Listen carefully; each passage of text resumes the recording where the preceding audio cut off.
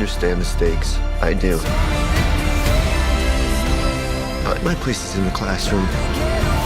The world is counting on you. This might be very hard for you to understand. But some people are not good at things. You know who you are. You're gonna do great. I conquered Zero G in 5 hours. Object approaching. Oh my God.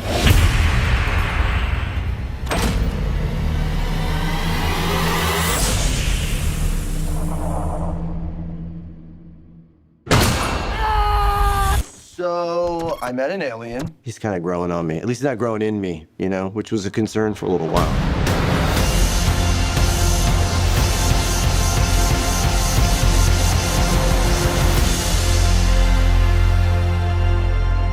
I'm Grace. I'm gonna call you Rocky. Thumbs up. Nope, that's thumbs down.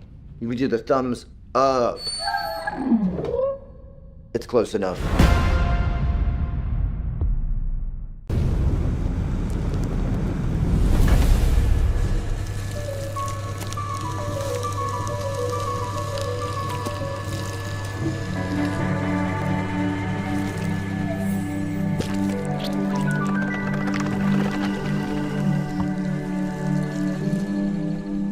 Oh, hello. I'm Tim Schafer, founder and studio head of Double Fine Productions. And this is Elizabeth Larkin, senior tools programmer and junior in-house ceramicist. At Double Fine, we try to take a little time every so often and create quick game prototypes. Anyone in the company can pitch a game idea, and we have a vote on which ones we want to try to make. We forget the projects we're currently working on, basically get amnesia, and we do this for 2 weeks. That's a fortnight. And we build a few of these experimental game prototypes. We call this process Amnesia Fortnight. We've had all sorts of great ideas come out of this process. It's just like this clay. With a little bit of pressure and creativity, something interesting is created that wasn't there before. Our next game came out of Amnesia Fortnight. It's all about encouraging you to create with others, and then use what you create to destroy each other.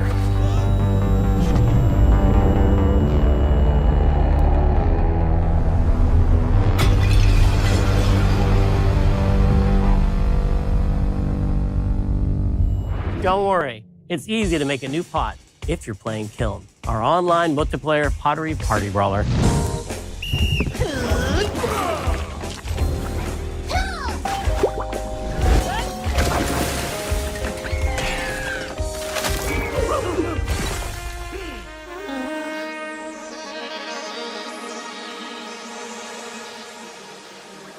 We love to explore new and original ideas here at Double Fine. Alongside last year's Weird But Chill game Keeper, featuring surreal and dreamlike exploration, Kiln is the other side of that coin, bringing high-energy, expressive multiplayer action.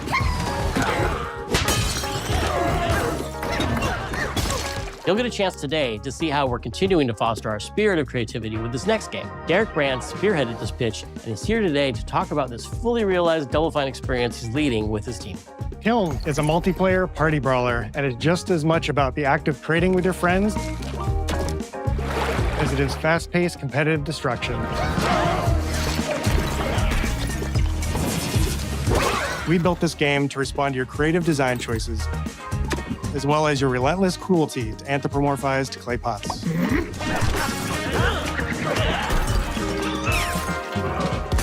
I've spent my career as a concept artist, focused on coming up with unique characters and environments at Double Fine. But I also play a lot of action titles, which got me wondering, what would a game look like that included not just the cathartic element of destruction and action, but the equally cathartic act of creation I was familiar with as an artist? I stumbled on the answer one day: what better solution than a pottery wheel? We wanted to give players the ability to create characters out of any shape and to make sure that what you make has a charming, animated personality. You start off as a little helpless, naked spirit. You're not capable of much in this state. Thankfully, you are capable of manipulating clay, and a pottery wheel is the perfect place for the creation of a new body. And when it comes time for destruction, those shapes needed to translate into capable fighters.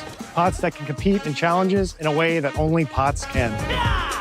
Our game mode, Quench, brings all of that together in a 4v4 combat party atmosphere. You and your friends need to balance your pot's shape and abilities with its capacity for carrying water into enemy territory. Here, you'll navigate through the environment with your team's unique creations. Avoid or destroy incoming enemy warriors. And of course, fill your pot up with water to ultimately douse the enemy's kiln and win the game. Got him once. Now keep at it.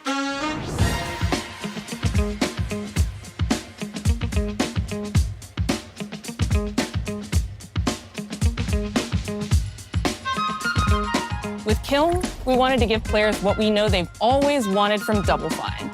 A best-in-class pottery sim, of course. With this strange concept came lots of design challenges, though, because it's a game about pots that have to transform into bespoke ceramic warriors. We had to figure out how to make an art tool, a character builder, and a loadout system all together, while keeping the whole experience approachable for anyone, not just pottery masters. After many iterations balancing simulation with arcade-like simplicity, we landed on a design that lets you feel like a master potter who can easily make any pottery shape you could dream of, even if you've never seen a potter's wheel. It's weirdly satisfying. We've carefully married the clay technology with the behavior of the sculpting tools and controls to make sure anyone can pick it up in seconds. Refine it with sponges, shapers, and straight edge tools to get specific and make it yours. As you sculpt, you'll notice the game recognizing the different shapes you've made. It'll automatically detect when you're shaping things like cups, vases, bowls, and many more. So that means we had to ask ourselves, if I was a vase, and this vase that I just made was now my body, what can I, as a vase, do?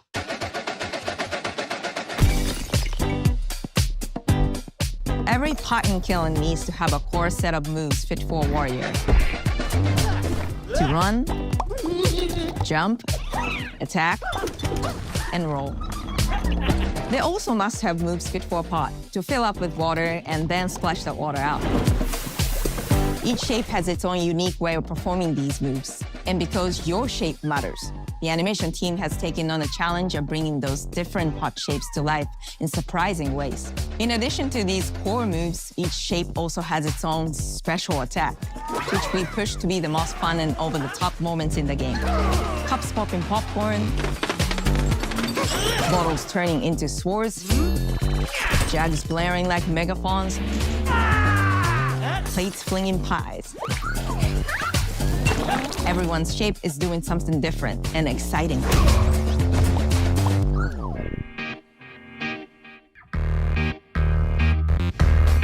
As you fight over the water on the battlefield and try to extinguish your opponent's kiln, Two down, one to go. you'll have to pay attention to each map's unique nuances. Our mantra of shape matters carries over into our maps. We specifically designed our maps to integrate with how you choose to play and what pot you choose to play as. So you'll see things like secret tunnels that only fit certain size pots and pathways that are only traversable with certain shapes. You'll fight on fractured, floating pieces of ancient history, like an ancient Greek nightclub fit for Dionysus. It's even got a dance floor. Navigate Athena's giant strategic war map, inflating sponge warriors with water to rearrange the battlefield to your advantage. Fight in the Egyptian god Set's dingy punk venue, complete with a mosh pit where only one pot can emerge unbroken. Leverage your unique creations.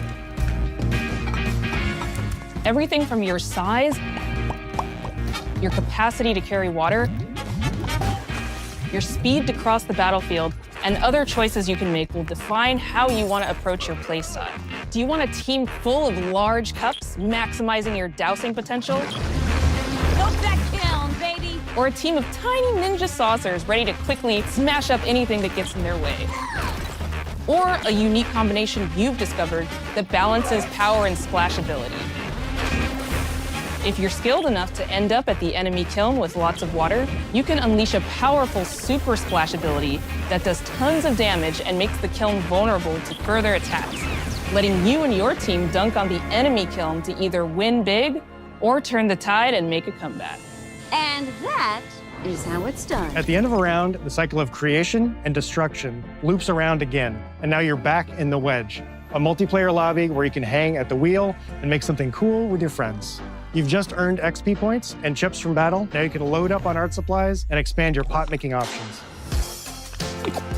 I think of the game being so much about the fighting, but when people play it, they just want to create all day long.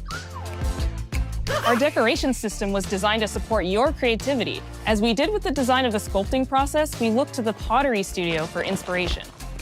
We found ways to translate the experience of adding spouts, lids, and handles, as well as glazing to kiln. Every design choice we made ultimately serves the goal of enabling a near infinite range of possibilities. We can't wait to see what your favorite designs are. It's all about my pizza party themed small jug. It becomes a drill that can dive under enemies, and it pops up with a special delivery of destruction. I love a medium jug, a simple handle, a 2-layer watermelon glaze, and I'm ready to bring the good vibes into the chaos. My favorite is the large vase. It has a UFO-like animation, and it's great for team defense and protecting your Bix. Hands down, the best pot shape is a small bowl. It's perfect for sneaking past enemies. Plus, its ice cream theme special is so cute. One of my favorite warrior pots has to be the medium base. It's decently fast for invading enemy players and matches. The decorations really make it shine. A curved elbow spout, Cupid's handle, some spiked charms with a rainbow glaze, and one butt sticker. You can't go wrong with butt stickers. My favorite pots use the absolute most material possible to make the biggest pots possible. I call it tiny.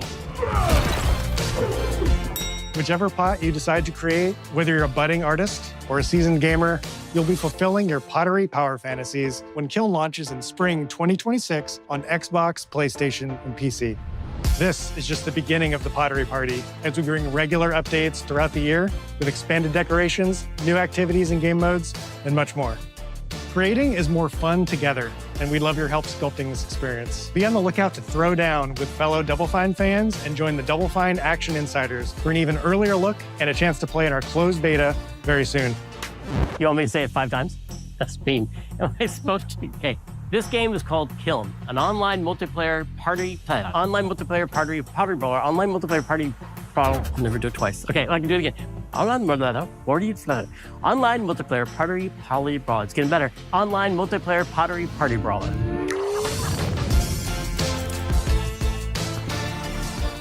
Games are often at their funniest when they're not trying to be, stoically keeping up the pretense of their realities when bugs, glitches, scripting errors, and unspooling physics engines cause all manner of immersion-breaking hilarity. But what about the games that dare to be funny on purpose? If comedy's all about timing, and games are all about putting players in control of what's happening and when, that can make even the best in-game joke fall flat. Still, some brave pieces of software have managed to pull it off in the face of that adversity, and we've corralled 10 of the best to ever do so. From beloved classics to more recent hits, indies and blockbusters across a variety of genres. Trying to decide on a ranked list in order of funniness seemed like too serious of a task for the subject matter, and comedy is of course completely subjective, so your mileage may vary, but with that in mind, here are IGN's picks for the 10 funniest games of all time. Or at least 10 games that came out that had some jokes in them.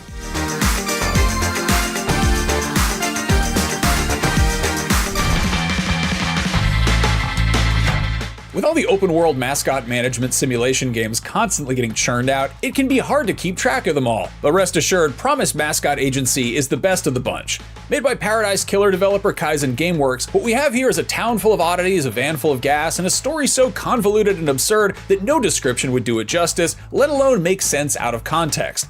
Even with context, it's still pretty weird. There are kittens in railway administration roles. There are weeping mascots doing their level best to cheer up the patrons of a bookstore. There's the constant threat of organized crime looming in the background while you hit a dirt ramp in your van, then watch it sprout wings and catch some sick air.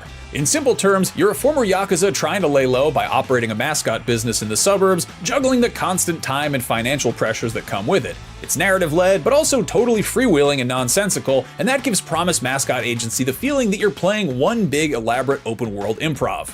And if this sounds like an especially bizarre sub-story in one of the Yakuza games, which are pretty funny in their own right, that's definitely not a coincidence. Promise Mascot Agency's protagonist is voiced by none other than Takuya Kuroda, best known for his performance as Kazuma Kiryu.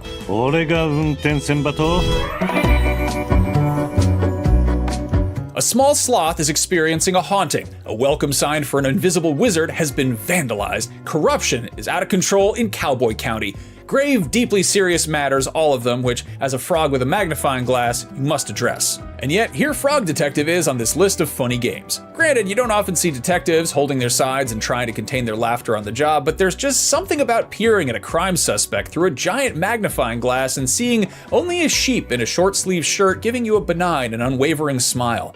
The mysteries themselves are brief affairs and exceptionally easy to solve. Instead of challenges for the gray matter, Grace Bruxner and Thomas Bowker's trio of Frog Detective mysteries are just setups for wholesome farces, soundtracked by surprisingly catchy lo-fi jazz and set in a universe of unwavering positivity and can-do attitudes.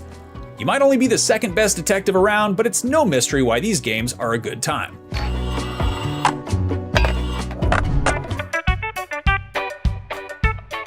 South Park creators Matt Stone and Trey Parker have pushed the boundaries of good taste and common decency to hilarious effect across mediums, from cable TV to movie theaters and even on Broadway. So it should be no surprise that the duo were able to work their magic in the video game space as well with The Stick of Truth.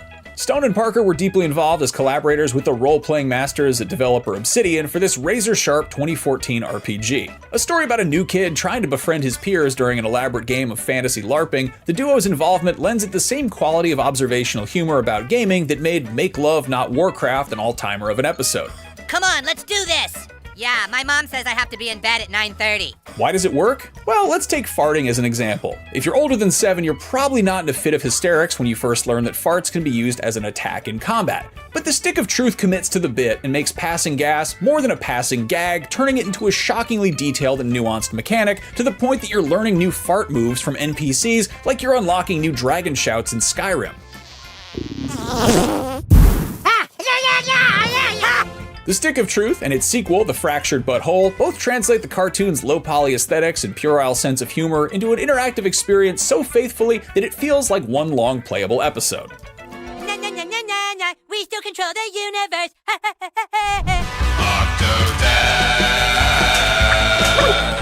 Nobody suspects a thing. How did you beat me? Nobody suspects a thing. That's what the wonderful soundtrack for Octodad Dadliest Catch keeps telling you as you do your best to maintain the facade that you're just a normal, everyday human husband and father and not, and I don't even know where you get this idea, an octopus wearing a suit.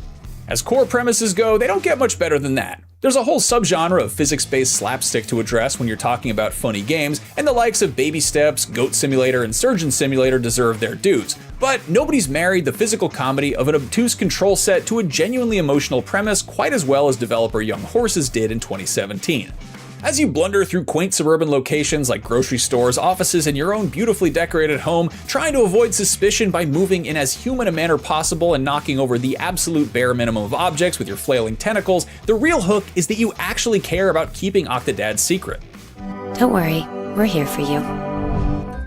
Stanley worked for a company in a big building where he was employee number 427. If it wasn't handled so precisely, the Stanley Parable would be too meta, too confusing, and too pleased with itself to enjoy.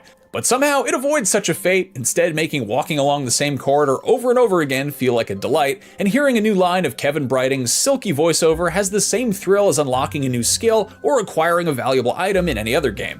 When Stanley came to a set of 2 open doors, he entered the door on his left. Precisely what the eponymous parable is depends on your particular playthrough. Stanley's experiencing a kind of Groundhog Day in which the only constants are that he wakes up at his desk in an office and that all his coworkers have disappeared.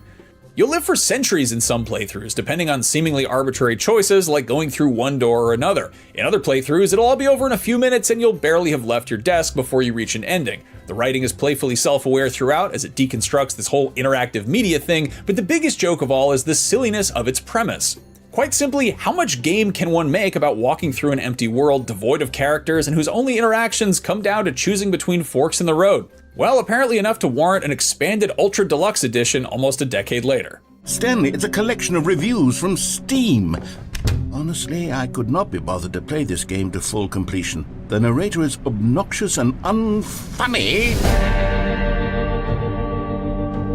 Between widespread lawlessness and the harsh realities of frontier life, there probably wasn't much to laugh about for those living in the Wild West, but it's certainly been a rich vein of comedy for everyone since, from Blazing Saddles, The Three Amigos, and City Slickers, all the way to West of Loathing, a black and white 2D side-scrolling adventure RPG with an incredible gag rate. Every book title, every item description, every NPC interaction, they're just all jam-packed with warm, clever jokes. So much so that as you play, you'll find yourself turning into one of those completionist maniacs that read every book in Skyrim or pieces together Dark Souls lore just to ensure that you soak up every last drop of the good stuff. West of Loathing is smart about training you to play that way too. In your home during the opening, if you look at enough books on the shelf, you'll eventually find one that grants you the perk of having a silly walk. From that point on, you know you've got to get your nose into every single monochrome corner of this Old West caper.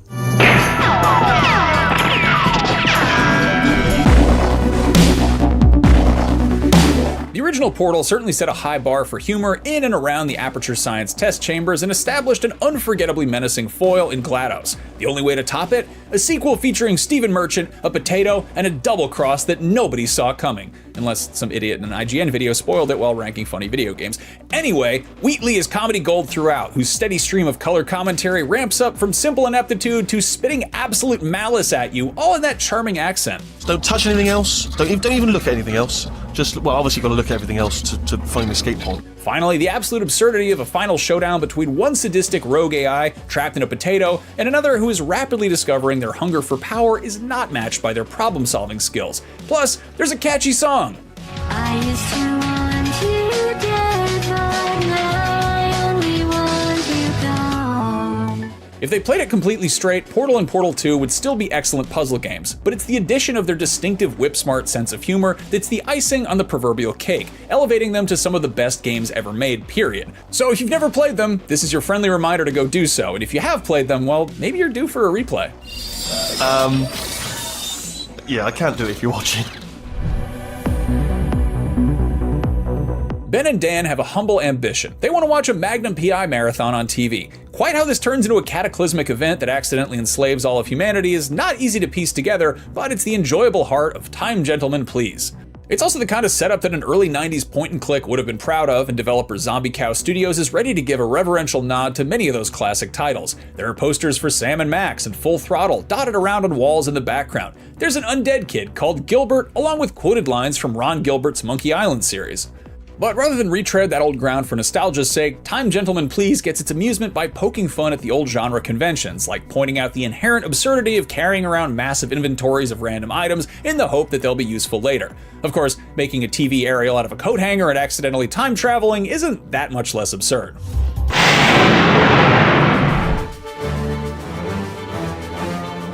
LucasArts ruled the 90s when it came to point and clicks, but it's 1990's Secret of Monkey Island where the most precious comedy gold is buried. Guybrush Threepwood might walk around telling everyone he's a mighty pirate, but his immutable golden retriever energy makes it difficult to believe that he's the one who will pass the 3 trials required for full pirate status, take on the dread pirate LeChuck, and win Governor Elaine's heart. Not to mention he's got a proclivity for stuffing objects into his pants, not exactly a regular swashbuckler. This was the game that gave us insult sword fighting, a verbal disagreement turned into a tense combat system that only Ron Gilbert's LucasArts team could pull off. It's also a game that manages to make early 90s pop culture references sit flush with age-old pirate fantasy. Thus, we have a tropical island where a fast-talking used boat salesman in a bad blazer is waiting to accost you and where vending machines line the streets. The puzzle logic might be up for debate, but its ear for funny can't be called into question even 3.5 decades later.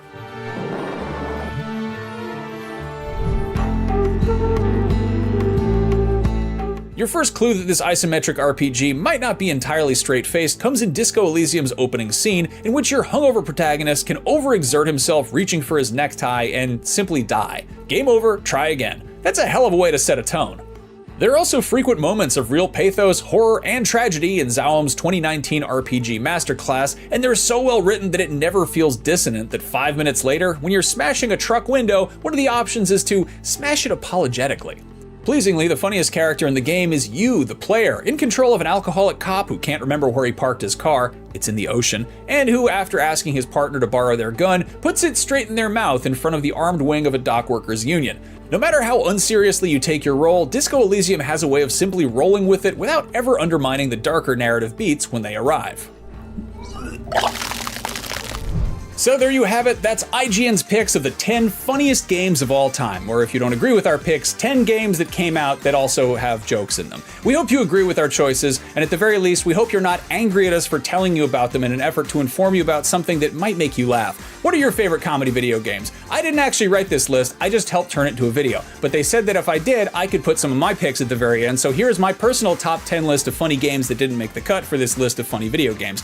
Alright, here goes. Far Cry 3 Blood Dragon, Jazz Punk, Accounting Plus, High on Life, Postal 2, Untitled Goose Game, Saints Row III, the 2013 High Moon Studios Deadpool game, which is pretty underrated, Happy Wheels, and Drawful, which is much funnier if you have funny friends who are bad at drawing. But hey, that's just me. Let me hear your picks of the funniest games ever in the comments below, and for more games with comedy chops, be sure to check out our deep dives on the best, worst, and weirdest South Park and Simpsons games, and for everything else that takes gaming a little bit too seriously, stick with IGN.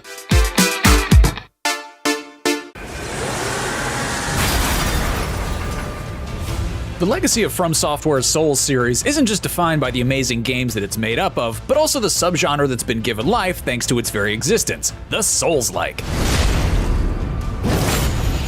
It's a complicated thing though. Every fan of these games knows that defining the term Souls-like is about as easy as beating Malenia without summons or cheese strats. Developer From Software's influence on the industry has been so profound that slivers of its DNA can be found everywhere, from The Legend of Zelda Breath of the Wild and Death Stranding to Dead Cells and 2018's God of War. At this point, what game featuring towering bosses or encouraged exploration doesn't seem at least a little Souls-like? To keep our rankings somewhat coherent, we're boiling the essence of Souls-like down to a number of key building blocks. To be eligible for this list, a game must have punishing consequences for death, a currency gained by defeating enemies that is integral to character progression and can be lost upon death,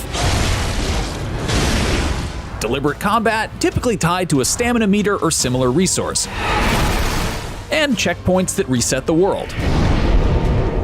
While those are the essentials, we're also looking for a complex narrative, impressive boss battles, an immersive world made up of interconnected levels, and as little hand-holding, spoon-feeding, or signposting as possible. Oh, and games that are not developed by From Software. This is a list of the best Souls-likes, not the best Souls games. And yes, we're including Sekiro, Bloodborne, and Elden Ring under that banner too.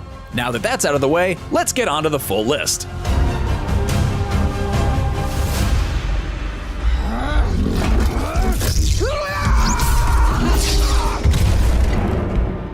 While this is predominantly a list of brutally difficult, beautifully grotesque games that feel connected to Dark Souls mechanically, tonally, and aesthetically, not every Souls-like has to tread that path. Star Wars Jedi Survivor borrows many of FromSoft's signature mechanics, but sends them on a journey to a galaxy far, far away, where the challenge curve is a little gentler, the punishment for failure a touch less devastating, and the stats far more decipherable.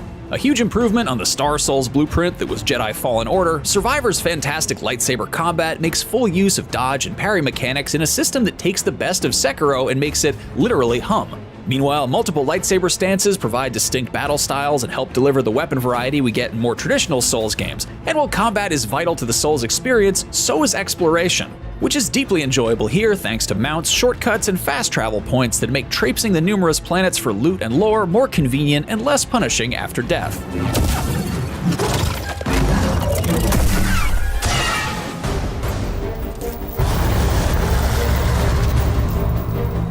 The original Lords of the Fallen, released in 2014, has gone down in history as a textbook example of what not to do when developing a Souls-like. Among the first developers to try and piggyback off From Software's Rising Star, CI Games and Deck 13 delivered a body without a soul, doubling down on slow movement speed at a time when FromSoft was about to speed things up. The 2023 sequel/reboot rises from the dead to try again, this time to far greater success, in no small part thanks to a dual realm mechanic that takes corpse running to the next level. Lords of the Fallen is an example of a series getting a second chance at life and making the absolute most of it, and this resurrection was just the beginning. Since launch, it has benefited from a number of massive upgrades, including full cooperative mode and a new sequel on the way.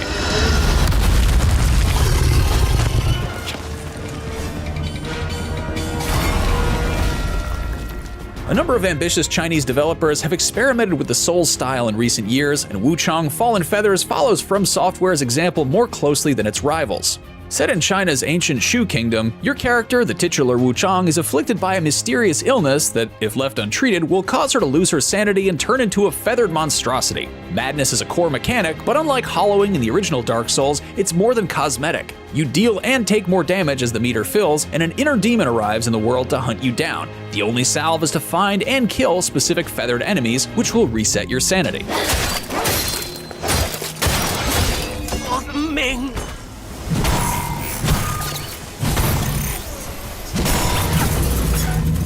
There's some debate about which of Deck 13's interactives, the Surge games, is the better one, the 2017 original or its 2019 sequel. These sci-fi spins on the Souls formula both benefit from a Monster Hunter-esque crafting system using dismembered pieces of zombified cyborgs to craft new weapons and armor. But while the sequel scores point for expanding enemy and weapon variety and deepening the combat system, the original is widely considered to have a more gripping, tightly told story and effective atmosphere. As our review explained, the Surge 2's updates and improvements don't quite make up for the loss of charm and character.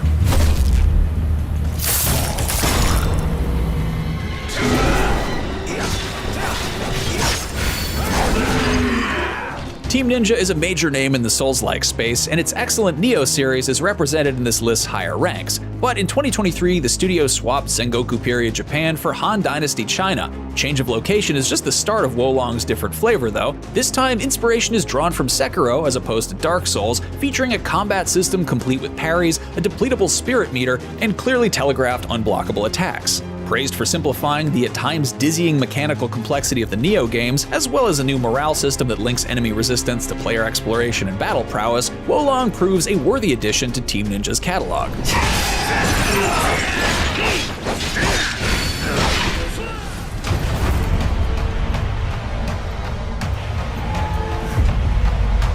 Game Science's adaptation of Journey to the West caused a stir with its impressive first trailer in 2020 and had everyone anxiously waiting through its subsequent 4-year development from there. Black Myth Wukong manages to combine the tooth-and-nail gameplay feel of a Souls game with the cinematic pomp of God of War. The somewhat awkward controls admittedly can't always keep up with the impeccable visuals, and so much of Wukong feels like the first-time developers are still trying to find their footing. Still, several of the bosses in its gigantic roster, there are 107 in total, mandatory and optional combined, stand toe-to-toe with FromSoft's best, with Great Sage's broken shell scratching an itch not felt since Gurman, Gale, and Ishin.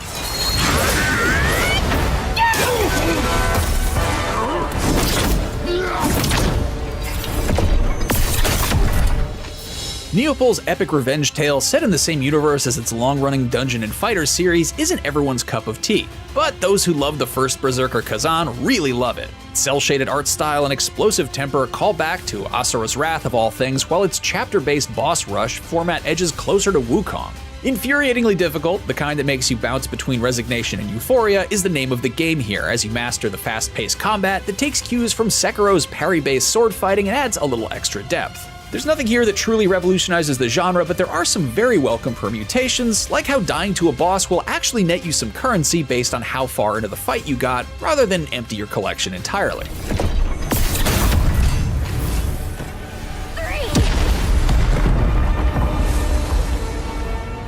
"2023 has gone down in history as a phenomenal year for Souls-likes, giving us Wolong, Lords of the Fallen, Star Wars Jedi Survivor, and the next game to join our list, Remnant 2.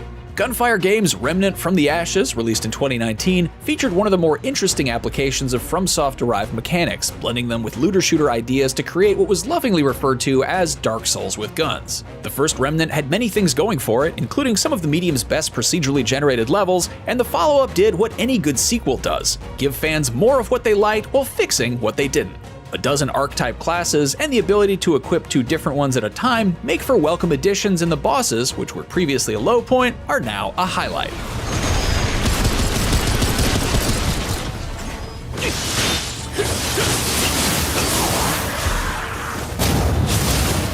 The best Souls-likes find a way to use the Souls series as a starting point and then leap off from there and do their own thing. None do this better than the Nioh series, one of the first Souls-likes to give FromSoft a real run for its money. It still has all the essential qualities of a Souls-like, but developer Team Ninja managed to tweak each of these qualities in ways that make the Nioh games feel familiar, but also completely distinct. 2017's Nioh expanded the genre in ways now taken for granted, taking cues from combo-heavy hack and slashers. It's still got that careful and deliberate pace thanks to a stamina bar that governs your every action, but on top of that is a key pulse mechanic that allows you to regain that stamina with well-timed button presses after each attack, which facilitates a much faster pace to the action. And while it still features the disgusting monsters and perilous situations demanded of the genre, it possesses a more playful tone befitting its fish-out-of-water protagonist, William Adams, a real-life English sailor turned yokai hunting samurai. However, it's Nioh 2, in which you play a half yokai that we recommend here. Team Ninja tweaked what little wasn't working while expanding on what did, adding weapons, spells, abilities, and more to create an incredibly deep and incredibly challenging Souls-like.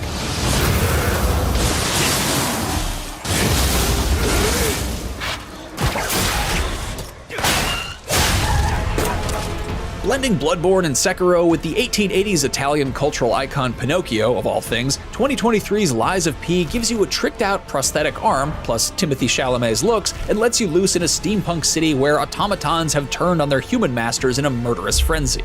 Hailed as one of the best Souls-likes of all time, it gets the look and feel of a From Software game down to a science, but still manages to maintain its own flavor thanks to several mechanical changes, such as how dodge rolls and perfect parries fit into the overall flow of combat. This is all further elevated by its excellent Overture DLC, which tells a satisfying prequel story packed with excellent boss fights that are among the best in the genre.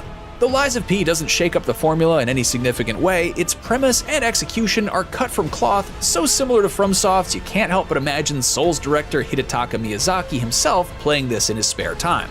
And more than any other game, this is the return to Yharnam that Bloodborne fans never got. And there you have it, our pick for the 10 best Souls-like games of all time so far. Did your favorite make the cut, or do you think we need to run back and try all over again? Let us know your personal choices in the comments below, and for more Soulsy action, check out our ranked list of the 25 best FromSoft bosses, and for everything else, stick with IGN.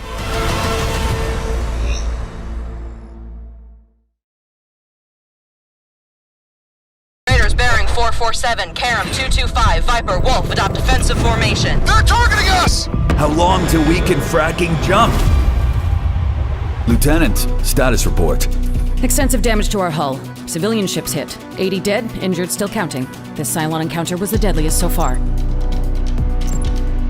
Start repairs immediately and allocate as many resources as we can to the civilian ships. Commander, we're out of scrap. We need to start scavenging. Shall we send someone to a nearby wreckage? Do it. What else? The workers want scrap from us, but can we really afford it, Commander? Negative. Repairs come first. Lieutenant, what about ammunition? We used up our last nuke in this fight. We had to. The Galactica is still many jumps away. Check abandoned military convoys nearby. Commander, the R&D department requests scrap to upgrade our hangar bay. We're barely able to repair our hull right now. Denied. What about the med bay? They can't keep up with all the injured. You're right. Give them what they need.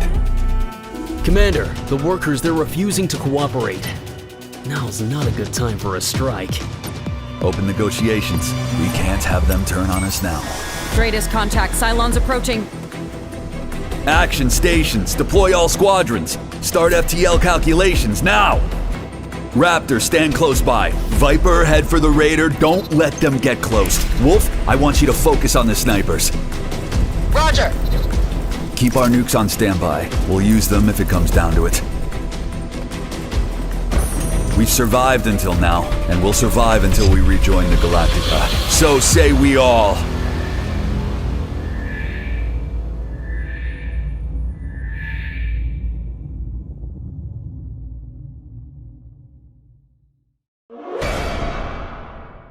With the original film celebrating its 30th anniversary this year, it's been quite a road for Scream, a series that operates as a witty and self-aware take on a long-running horror franchise, all while providing plenty of meta-commentary on the ongoing and evolving state of film in general, and the audience's relationship to movies. How they crammed in social commentary just to make it elevated, how the main character is a Mary Sue. What's a Mary Sue? You really don't want to know. Scream 7 features the return of Neve Campbell as the series' original protagonist, Sidney Prescott, after she sat out Scream 6, and then some notable controversy took some stabs at the franchise.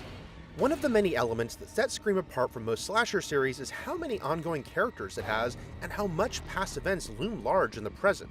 So with more familiar faces set to return in Scream 7, here's the spoiler-packed story so far.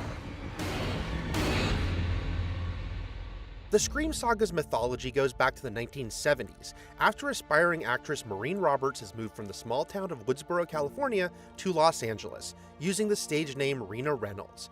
Unfortunately, Maureen encounters the ugliest side of Hollywood when she meets skeevy producer John Milton and is sexually assaulted at one of his infamous parties. In the aftermath of this horrible event, Maureen finds out that she's pregnant and decides to give her baby boy up for adoption after he's born, before moving back to Woodsboro, where she never reveals anything about her time in LA to her friends or family, including her sister Kate. Eventually, Maureen marries Neil Prescott, and the two have a daughter, Sydney. However, Maureen is secretly still unhappy, and she ends up having multiple affairs, including with Woodsboro local Hank Loomis and a younger man with the wild name of Cotton Weary. When Hank's wife, Nancy, finds out about Hank's affair, she leaves him and moves out of town, leaving her son Billy, who just so happens to be Sydney's high school boyfriend, distraught to a disturbing degree. It's at this point that Maureen's now adult son, Roman Bridger, tracks her down, and when she wants nothing to do with him, Roman snaps, coming up with a deadly plan of revenge. He films Maureen with Hank, showing the footage to Billy and giving him someone to blame for his rage over his broken family. Billy then recruits his impressionable friend Stu to help him outright murder Maureen, successfully framing Cotton. But one reporter, Gail Weathers, believes Cotton's claims that he's innocent, writing a book about Maureen's murder, which also delves into her extramarital affairs. In the midst of all this, Billy is playing the part of Sid's loving boyfriend, though on top of the whole secretly murdered her mom thing, he also has an affair with their classmate Christina, and she ends up pregnant as a result, before she convinces her boyfriend the baby is actually his. Christina and her boyfriend go on to get married, and they name their daughter Samantha, but we'll get back to Sam later. A year after Maureen is killed, the situation escalates in a big way, with the first of many murder sprees committed by someone wearing a ghost face mask and a black robe. In truth, both Billy and Stu, using a voice modulator to disguise themselves as they call potential victims and play with their prey by asking horror movie trivia questions. Name the killer in Friday the 13th. Jason! Jason! Jason! I'm sorry. That's the wrong answer. Drew Barrymore, no! Their intended targets include Sydney's best friend Tatum and movie aficionado Randy, while the search for the killer involves local deputy Dewey Riley, who is Tatum's brother. The murders also bring Gail to town, and she and Dewey begin an unlikely flirtation, even as the body count grows around them. Henry Winkler, no! Billy and Stu intend to frame Sid's dad, Neil, setting the stage for their bloody finale at a party at Stu's house, where Randy lays out the rules for surviving a horror movie. Number 1, you can never have sex. Big no-no! After a couple more murders, including Tatum, Billy and Stu reveal themselves to Sydney, and how they intend to wound themselves just enough to credibly look like the only survivors in a massacre that also believes Sydney and her framed father dead. You sick You've seen one too many movies. Nah, Sid, don't you blame the movies. Movies don't create psychos. Movies make psychos more creative. However, Sydney, with some distraction from Gail, is able to turn the tables, stopping Stu with a TV set to the head before Gail shoots Billy. In the end, Sid, Randy, Dewey, and Gail all survive, albeit with quite a few notable injuries between them, especially on Dewey's part. Better get used to being stabbed, my man. And Randy is proven right. This is the moment when the supposedly dead killer comes back to life for one last scare.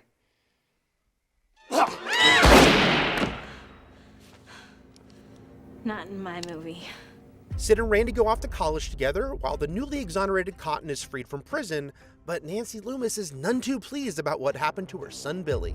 She comes up with her own plan, using the burgeoning internet to find a young psychopath named Mickey who's willing to be her partner in carnage, and she gets him inserted as a student alongside Sydney at Windsor College. In the meantime, Gail's follow-up book about the Woodsboro murders is adapted into a hit movie called Stab, starring the likes of Tori Spelling, Luke Wilson, and Heather Graham. And Nancy and Mickey use Stab's debut to kick off their new murder spree at Windsor. Jada Pinkett Smith, no! Randy points out how this time, the scenario they're in is following sequel rules. Number 1, the body count is always bigger. Which is backed up as more of Sydney's fellow students are targeted.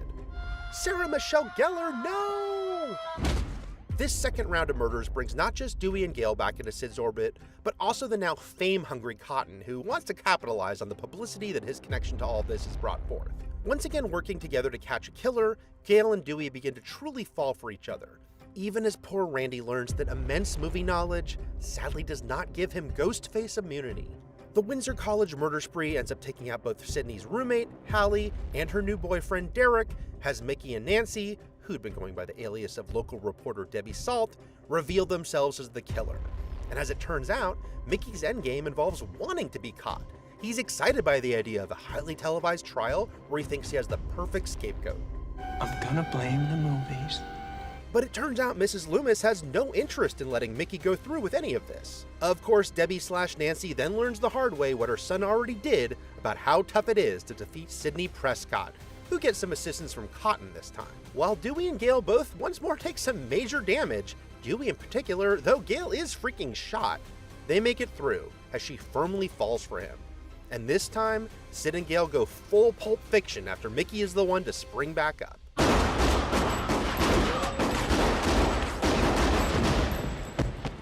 In the wake of the Windsor College murders, having been cultivating a career in Hollywood, Roman manages to get himself chosen as the director of Stab 3 by none other than John Milton. He even hires Dewey as a consultant on the movie after Dewey and Gale's attempt to make it as a couple failed. Roman finally dons the Ghostface mask himself for a new LA set series of murders, first killing Cotton and his girlfriend. He then begins to stalk and kill the entire cast of Stab 3, and leaves photos of a young Marine at each crime scene for the cops to find, on top of imitating their mother to taunt Sydney and draw her to Los Angeles. Reunited with Gale and Dewey, who are once more becoming romantically drawn to each other, Sydney is also tracked down by Randy's little sister, Martha, who has brought Sid a video made by Randy before his murder. In the video, Randy warns about the rules of a trilogy. True trilogies are all about going back to the beginning and discovering something that wasn't true from the get-go. Godfather, Jedi, all revealed something that we thought was true that wasn't true. Which of course is all very correct here, given Roman's true identity and how he put this entire cycle of murders into motion. And at Milton's mansion, having succeeded in killing the Stab 3 cast... Parker Posey, no! Roman reveals to Sid who he is, the terrible way he came to be conceived, and the blame Milton has for what happened to Marine. You don't have to do this, Roman. Just tell me what you want, I can make it happen. Any picture, name your budget, script approval, final cut! I already have it. Roman explains his plan to frame Sydney for this massacre, intending to make it look like she finally snapped, and he was the one who was able to stop and kill her. The two end up in one hell of a brother-sister squabble until Roman appears to be the one to finally get the best of Sydney. Lose something? Found something.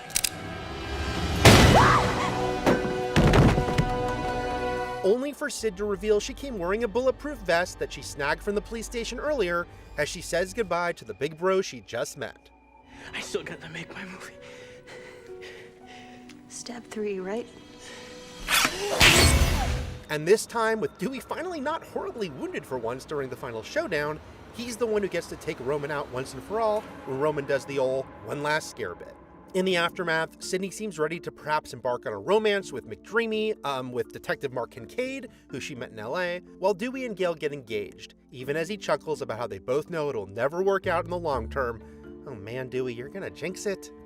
In the decade that follows, Dewey and Gale move back to Woodsboro, where Dewey is happy as the new sheriff, while Gale is more frustrated, both by small-town life not fitting her so well, and good old-fashioned writer's block.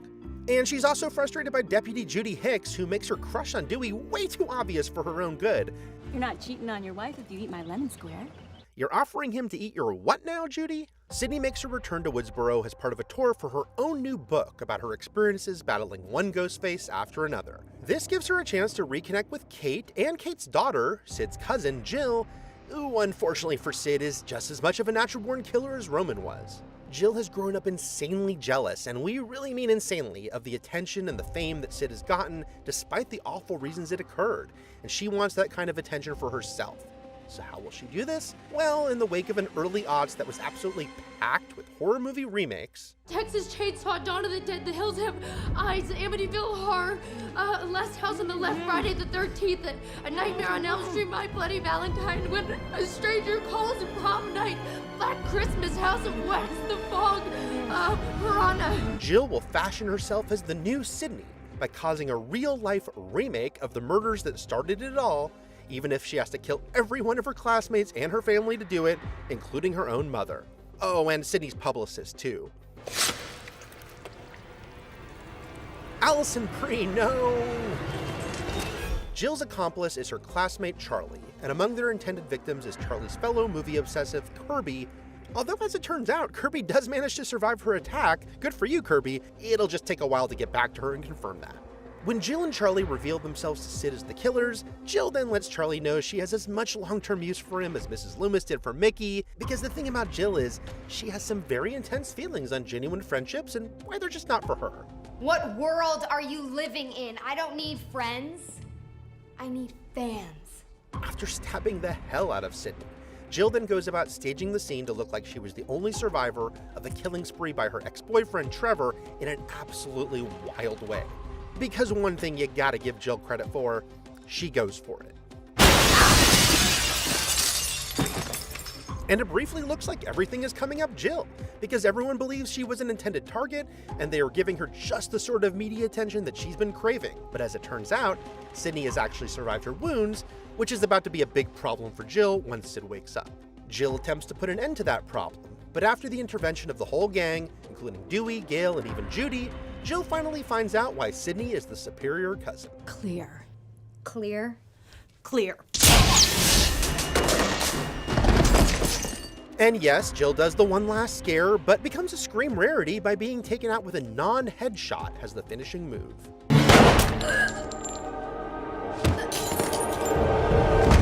Things then go quiet on the Ghostface front for another decade, but in the meantime, the Stab series eventually gets its own revival after a period of dormancy, with an 8th film directed by Rian Johnson. And this movie proves quite divisive with the Stab fanbase for its attempts to subvert what the audience had come to expect.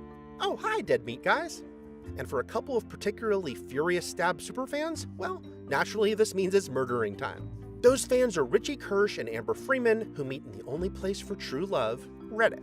Amber is not only a Woodsboro native, she and her family live in Stu's old house. She shares Richie's desire to fix the Stab franchise by giving producers the first new, real-life Ghostface in years to model the next movie after. They'll just make sure this murder spree, with a framed killer of their choosing, goes the way they'd like it to, so then, naturally, the next movie will go the way they want it to. We know, longtime fans of a franchise melting down when Rian Johnson directs a Chapter 8 they don't like. Where do they come up with this crazy stuff?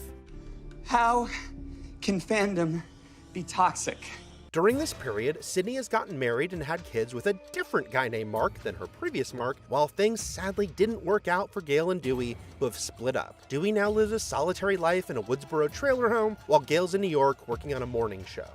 Richie, meanwhile, inserts himself into the life of Samantha Carpenter, who would eventually learn she was Billy's daughter and then moved away from Woodsboro. With Richie now Sam's boyfriend, he and Amber target her little sister, Tara, attacking her as Ghostface to lure Sam back to town.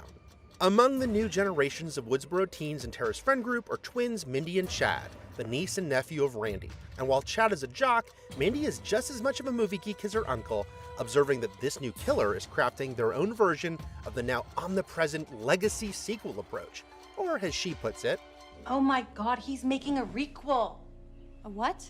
As Mindy explains, Dewey, who has agreed to help Sam, is the beloved legacy character, while Sam's clearly meant to be the new lead who takes over the series. But Dewey's not the only legacy character, because Gail ends up coming back to Woodsboro too, where she and Dewey lament how things went wrong for them.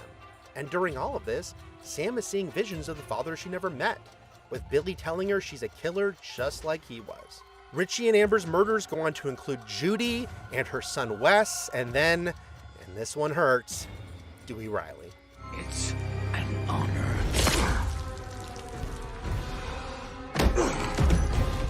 The loss of Dewey is what finally brings Sydney back to Woodsboro after she vowed to never return. And when Amber and Richie manage to manipulate events to bring Sam, Tara, and their friends to Stu's old house to play out their own big finale massacre, where they intend to frame Sam as the killer, thus creating the storyline for Stab 9 to copy, Sid and Gale follow. Though Gale is shot again, she and Sydney are able to take down Amber, and they take her down hard, because Amber makes the mistake of gloating about killing Dewey, so this one is especially personal. F you.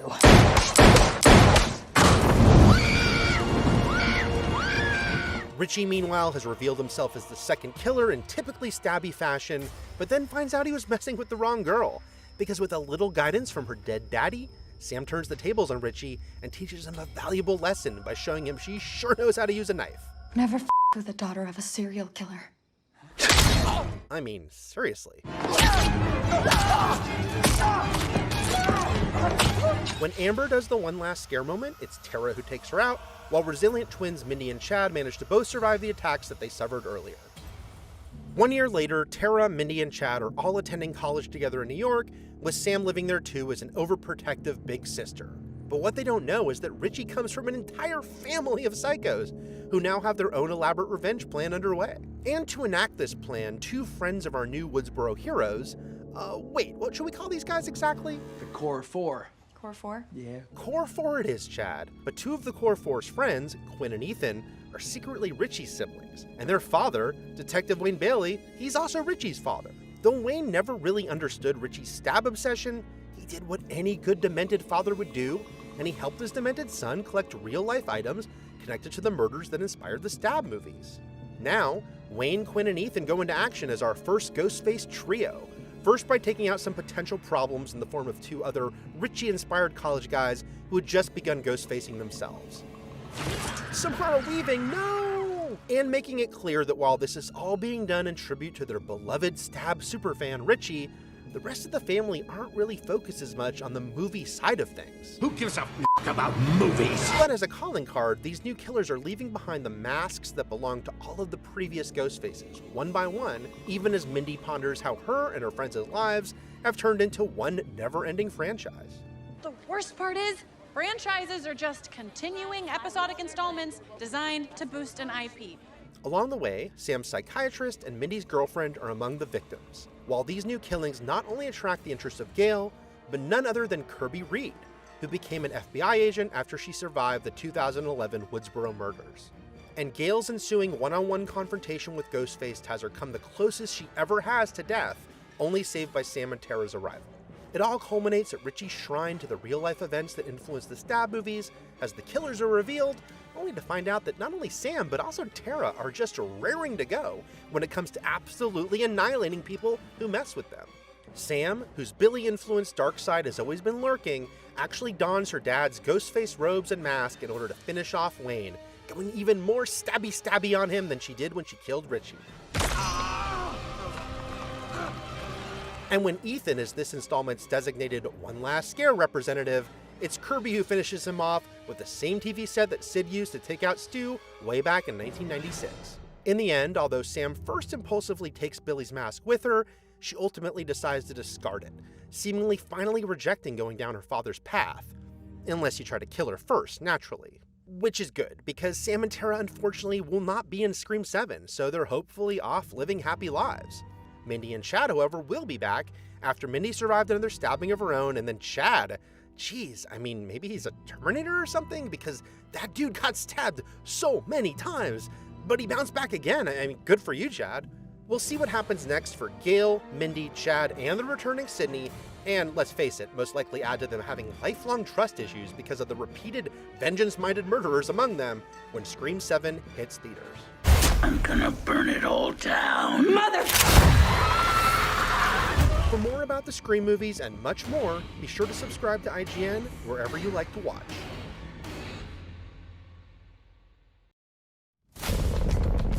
IGN Fan Fest is a celebration of games and entertainment, and today's show is jam-packed. Project Hail Mary. Hello, Sydney. Scream 7. In a Violent Nature 2. Warhammer 40K. Battlestar Galactica. I have the and He-Man. Day 2 of IGN Fan Fest 2026 starts right now.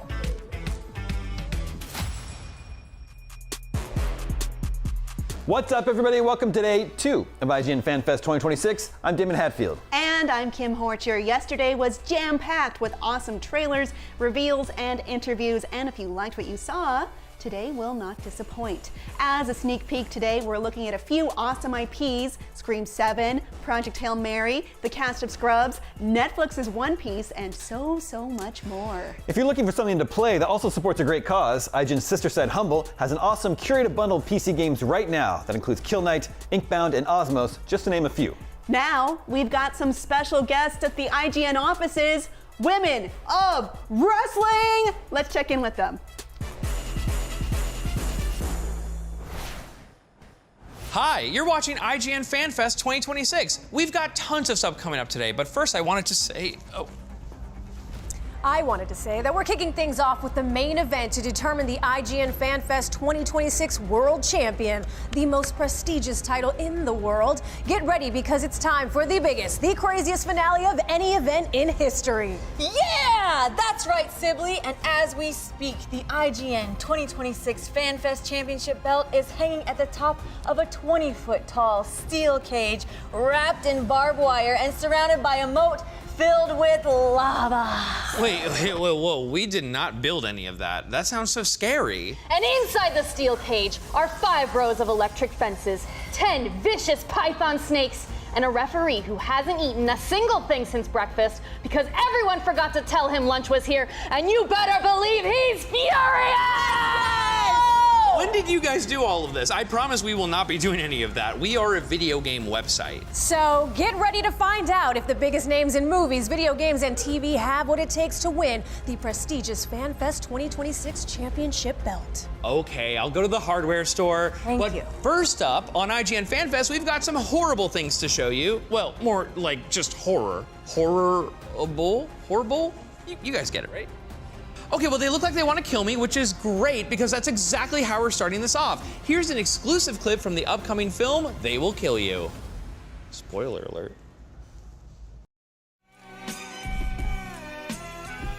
Who are you?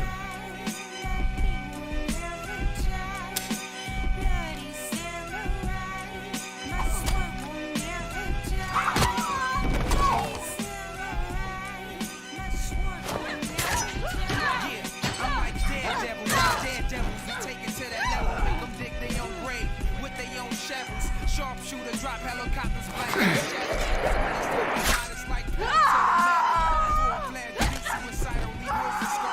hit your coat for your boat, leave them all dead. Answer, nice white game plus handsome. Hoes hold me ransom, get mad and throw tantrums.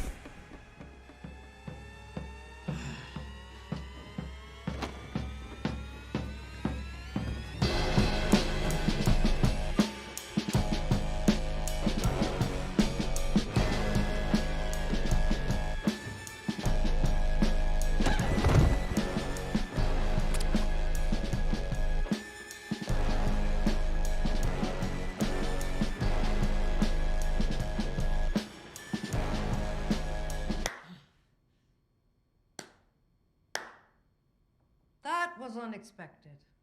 I have questions. Answer mine first. Who the are you?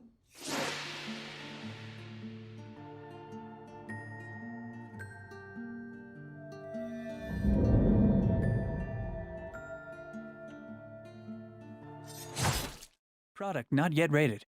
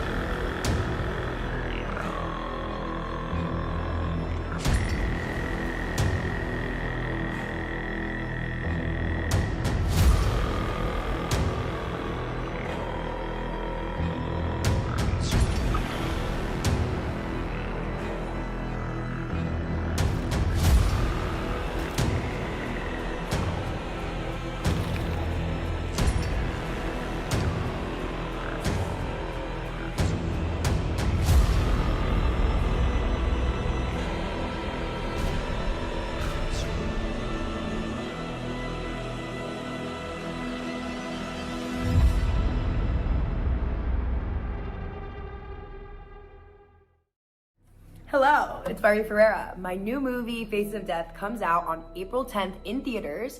Here is an exclusive look at the Red Band trailer. Watch if you dare.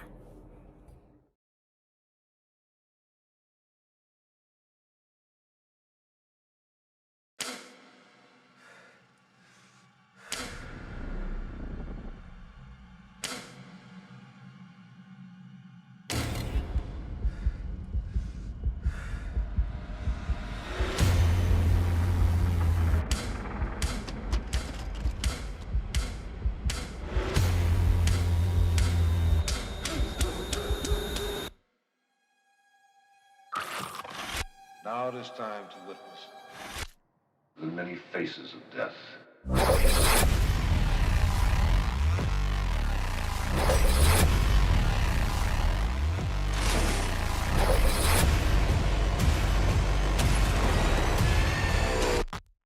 Come on. I dare you.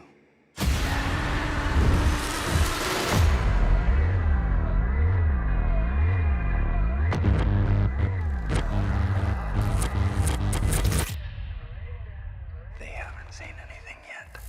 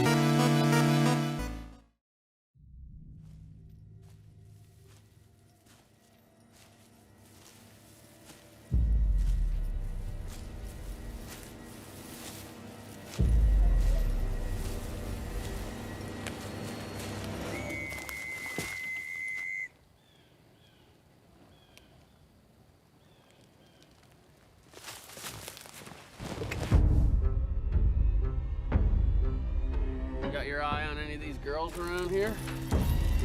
What the? I saw Johnny. If this is a prank, you need to tell me. He's gotta go now.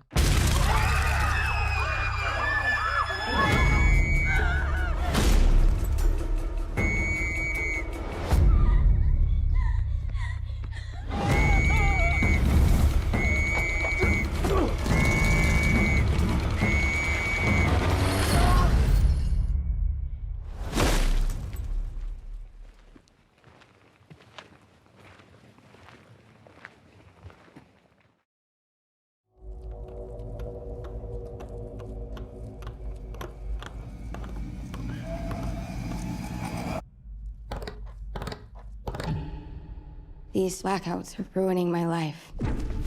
Hey, Luis! Honey, hey! I can't live like this. I found some healers from your old church. There is one last thing we can try. You have called upon us because we are healers of the natural order. Joseph Smith promised his converts of the true Mormon faith visions of the Lord. Some people feel euphoria. Some are anxious. Some feel impending doom. Elise.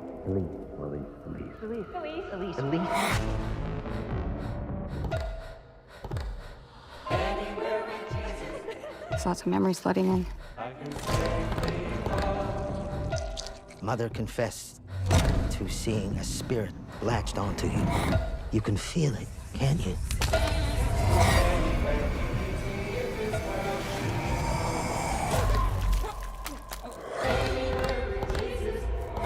Whatever that thing was, it's free now. How does it feel? Do you feel Heavenly Father? Mercy is grace! Flesh give birth to flesh. Spirit birth to spirit. Help me! Help me! Help me!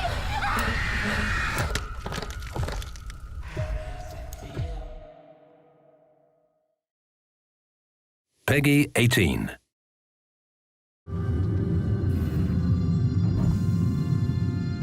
Heart rate 72. Temperature 97.2. Good morning to you too.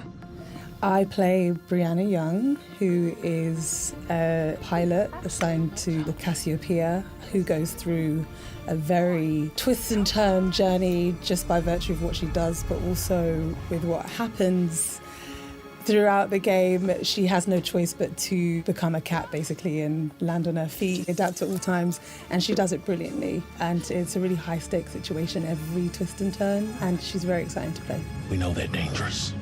I can handle it. I really enjoy playing strong female characters who aren't really diving into that strong word. They have vulnerabilities and there's complications and they're figuring it out and they're trying to aspire to being something greater, but they need the support. I wasn't sure you'd be here. She has a father figure character in the story called Stafford, who has taken her under her wing after her father died at a young age.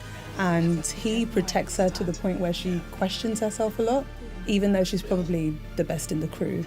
And it's nice because you get to see what she's trying to figure out behind her eyes, but also make these really snappy, quick-fired decisions that prove herself to be the best of the best. You're safe now. And also step up in a way that makes her father figure proud. Here you are, still flying for the stars, never giving up. It's truly a horror, so being able to play that, which I've never done before, is really exciting. There's a lot of running, a lot of looking behind your shoulder, wondering what's there. Young, what's going on? Sims, she's dead. She's been dead for ages. Then the team show you the visuals as we go, and you're like, that's what I'm fighting. Oh, I don't think I'd survive in that, actually.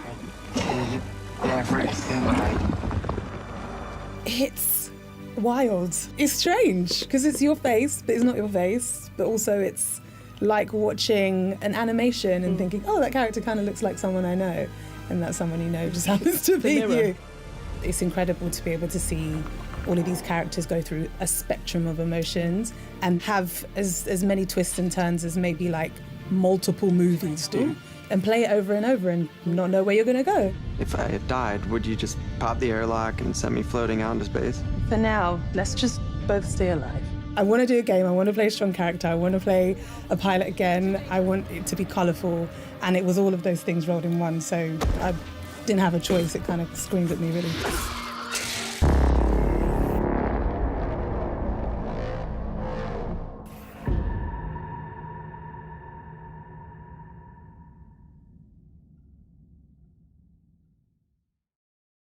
Hey guys, I'm Willa Holland, and our new movie, The Mortuary Assistant, is going to be debuting on Shudder March 27th. But we have an exclusive look just for you guys at IGN Fan Fest. If you dare. Which you probably should. And I hope you enjoy.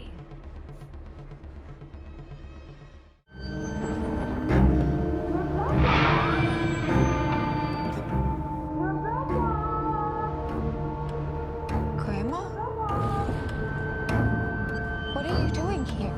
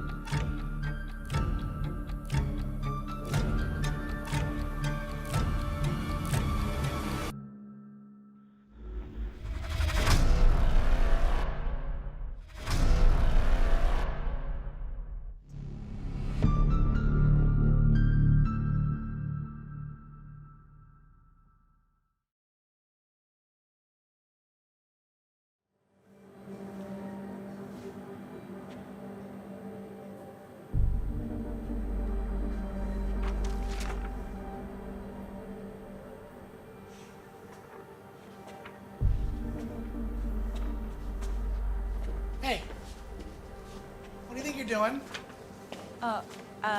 Nothing, sorry. Oh, no, not so fast. Care to explain yourself? What's going on? Yeah, it's yours. What are you doing? Did you take anything else? No, sorry. She's a bit of a klepto, I'm sorry. No, you and I getting off that easy. Come on, let's go. Let's go. That is not necessary. Afraid it is?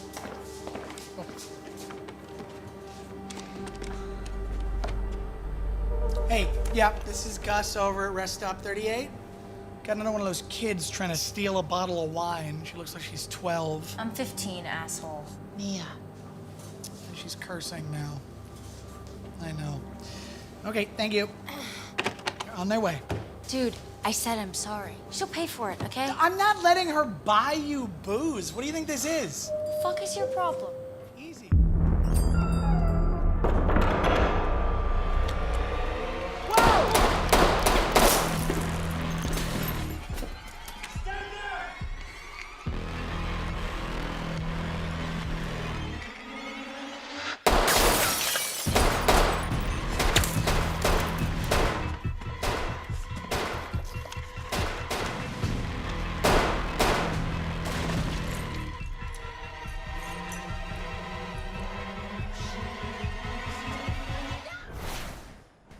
You hadn't heard me scream yet. Now, can you do this? We'll find out. She can scream. I mean, and the movie's called Scream. Let's get it out.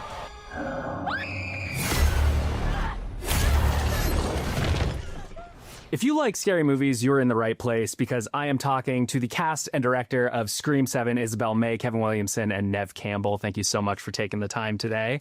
I would like to start with something that's very important to the Scream franchise, which is opening scenes. And there's probably not a lot that you can tease about the opening scene of Scream 7, but I am curious to know what it sort of adds to the lineage of opening scenes in the Scream franchise. Okay. Well, this one wrote, I think, one of the best first 15 minutes of a film in history. And I think I'm not the first one to say it. I think many people have said that. Oh, well. And because he did that, it puts a lot of pressure on all the rest of the films. But I think we've pulled it off on all of them, and we certainly have on this. It kind of became a thing. You know, it definitely wasn't the first one because I wanted to sort of do the Janet Leigh thing with Psycho, which is, you know, an opening scene that goes just long enough so you think, oh, she's going to live. You do turn that corner where you think, okay, this is going on so long. It's Drew Barrymore. She's going to live. She's the star of the movie. And then, boom, she gets killed. I mean, that was the whole game behind it. And then the second film, we just kind of created it happened again. And so now it's become a thing. And so, yes, the pressure is on to sort of one up and, you know, and to keep it going. And in this one, we don't want to give it away, but. Totally one up it. Go big or go home. Yeah. So Absolutely. we went home to go big. Yeah. That is I think that is as good a tease as you could possibly give without giving anything away. So I'll take that. Nev, obviously, you know, you and Kevin have been part of this franchise since day one, of course. But Kevin, this is your first time directing. And so, Nev, I'd be so curious to know what it was like being directed by Kevin in Scream 7. Yes. What was it like? Sucked. No, I'm just kidding. No, it was heaven. It was heaven. Kevin's you've wanted to direct one of these for a long time, and I don't really understand why he hadn't yet. And I was very excited that I got to make the call when we had the discussion. I was like, can I please be the one? Let me call. And we were in tears. Right? We were in tears, which was really lovely because I was so stoked for him. We've been friends for 30 years, and he created these characters. He knows them better than any of us, you know? So it was just so exciting and delightful to watch him, like a kid in a candy store, be able to do this and, you know, take it. No, I loved it. I loved it. And Kevin, this is your first time directing since teaching Mrs. Tingle. A lot has changed in Hollywood since those days. What about returning to directing sort of surprised you? Or were there any surprising challenges maybe?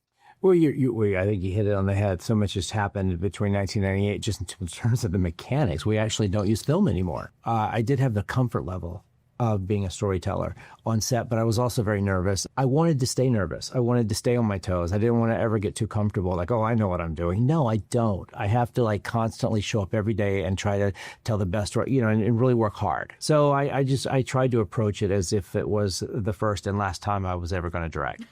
And hopefully it's not. I really hope it's not. But it might be. So you just have to sort of like, you know, go big or go home and just really just give it everything you have and surround yourself with a wonderful cast. Yeah, leave it all out on the field, right? Yeah. Yeah. Isabel, obviously you're joining the franchise as Tatum, as Sydney's daughter. I'm really curious to know from a performance perspective, did you find yourself trying to emulate sort of pieces of Nev's performance as Sydney, or was it important to try to go your own way with it or find a balance? Yeah, in a way, maybe I was definitely inspired by the way that she has portrayed Sydney for all of these years and kind of wanted to emulate that a little bit, but obviously give Tatum her own personality, her own energy and essence. And that must have been sort of an out-of-body experience for you, Nev, seeing Isabel come in and sort of step into the shoes that you were in the first movie. Any advice going over to Isabel at all on set about how to, you know, kind of navigate this? She's a pro. She knows what she's doing, to be honest. If anything, Isabel was saying earlier that, you know, I did talk to her just about how to keep your energy levels up and pace yourself, because of these films, you know, the schedule, we're shooting nights and then days and then nights, and then it's very challenging, both mentally and physically. So I did talk about that, but I mean, she's such a talent. And when it comes to performance of being like Sydney, I think that comes down to the casting. I think, you know, there's a weight to Sydney and there's a weight to Isabel personally, not in a down way, but she has a gravitas to her that I think leans towards Sydney's energy as well. Tatum, listen to me. He's trying to find another way in.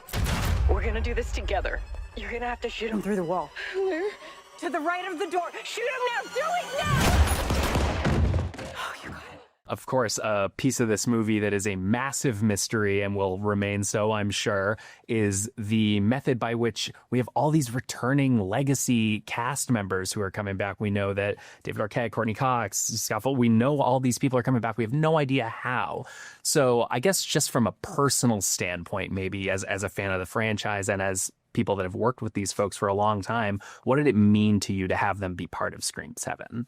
I will say it was exciting. Yeah. It was fun. It was nice to see these people on set. That was fantastic. But I don't think we can say a whole lot more than that. No, not too much. But I do think it adds to the 30-year anniversary of it all. And it's sort of, you know, there is a sort of a nostalgic factor. By having Sydney return and sort of tell her story, but then also have sort of the birth of a final girl before our eyes, Tatum, you get both. I'm very excited to see them back. We've spoken a little bit about this, but I'd like to dig a little deeper into it for Nev and Isabel.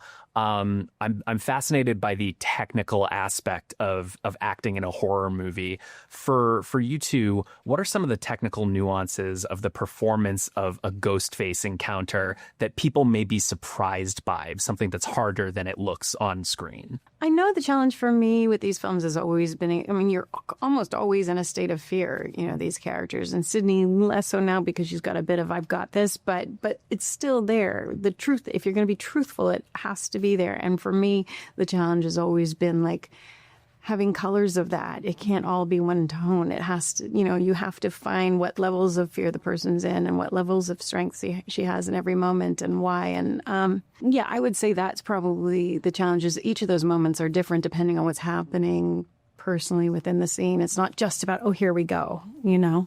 There's a lot of other things going on. The progression and being able to maintain, obviously, that kind of emotional state for as long as you possibly can. Oh, yeah. I think in a very technical way, screaming without screaming, I sort of learned that you place it somewhere in your throat where you're not actually using vocal cords.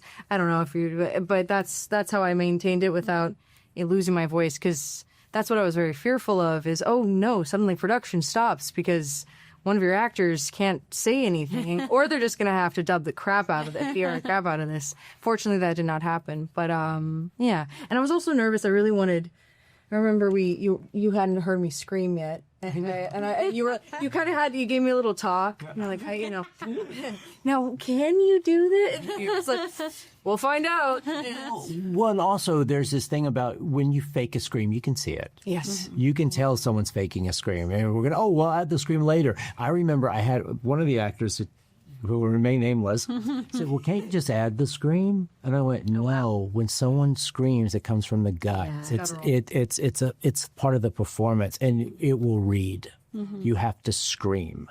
She can scream. I mean, and the movie's called Scream. Let's get it out. I'd like to know, obviously, Wes Craven is very much spiritually still very baked into this franchise, of course. For each of you, can you remember the best piece of advice that Wes Craven ever gave you? I feel like his advice was his energy. It was calm and patient and playful and joyful. He loved what he did. He loved these movies. He loved making people scare. He had sort of a twisted sense of humor.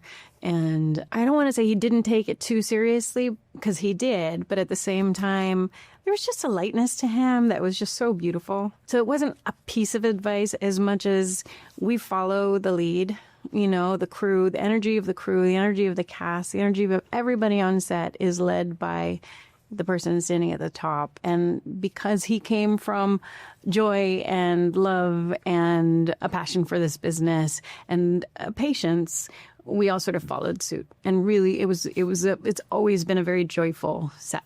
Yes, I echo everything she said. He had a grace about him. It was my first movie experience, and I didn't realize at the time that the writer's the first person who gets kicked off set, because Wes didn't do that to me. Wes let me be a part of the location scout. Wes let me in on the casting sessions, and Wes let me be a part of all of it. And he was also there to answer every annoying, obnoxious question that I had. I'd be, well, he would be talking to the cinematographer, and they would setting up a shot, and I go, well, why did you do it that way? Why? And he would stop everything and explain it to me. And it was like, because he was my hero growing up, and I was the worshiper, and now he was my mentor, and I was the student. And I tried to soak it up. I didn't realize how good I had it with him, because he was so nice. He created a family.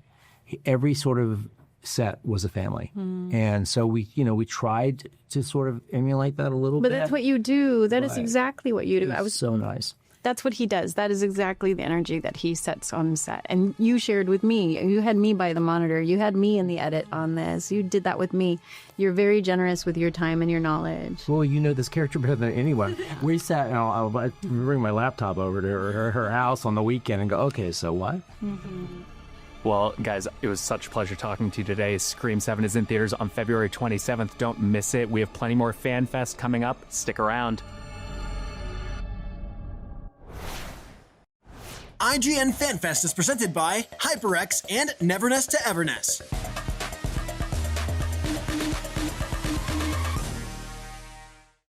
The average Cinefix movie list features nearly 100 different films and approximately 25 minutes worth of wall-to-wall deep dive analysis. To simulate that pace for this 30-second ad, we're featuring 26 different films, and before you say it, no, that math does not check out. We're not math people, we're movie people. We can't even count down from 10 without ending up at, 96. Subscribe to IGN Movies and TV for more Cinefix movie lists. Bad at math, great at movies. Can't find that final collectible you're missing? IGN strategy guides and interactive maps are here to help. One step at a time. IGN guides are trusted by millions, easy to use, and best of all, free. IGN has the very best, most complete and accurate guides for Shadow of the Erdtree, Baldur's Gate 3, Tears of the Kingdom, and so much more. See? It's good, right? Every guide is tested and verified for you by experts. Just search for IGN when you search for guides.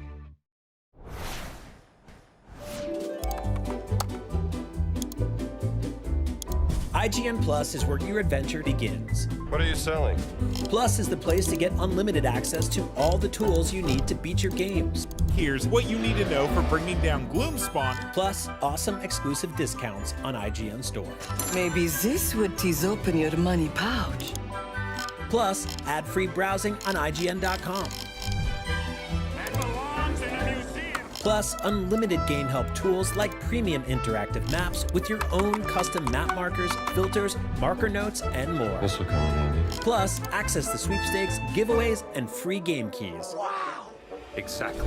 Want more? Head to IGN.com/plus and start your adventure today.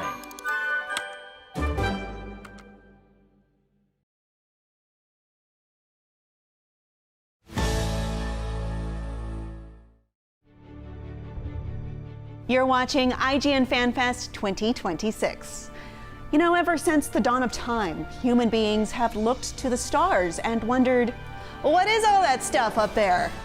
Well, after years of research, scientists have concluded that's called space. Unfortunately, that still leaves us with a lot of questions. Luckily, a bunch of upcoming games, movies, and shows dare to ask, what happens in space? See for yourself.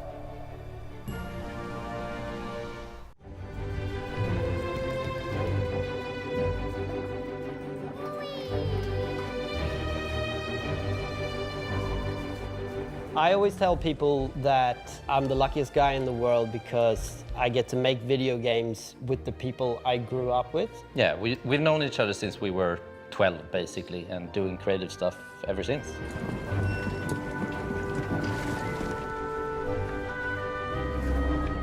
Our first game was Planet of Lana, and Planet of Lana is a cinematic puzzle platformer that follows young Lana, who lives on the planet Novo.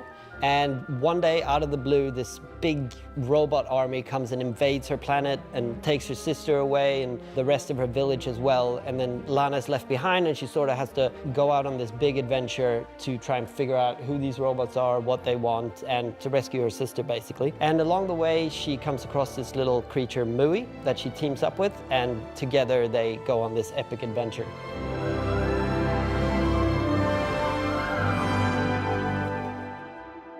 So in Planet of Lana 2, we're back on Novo, but some time has passed since the first game. And the people living on the planet has gained access to this new technology that they're using in different ways. And there's a new tribe on the rise, the Dijingala.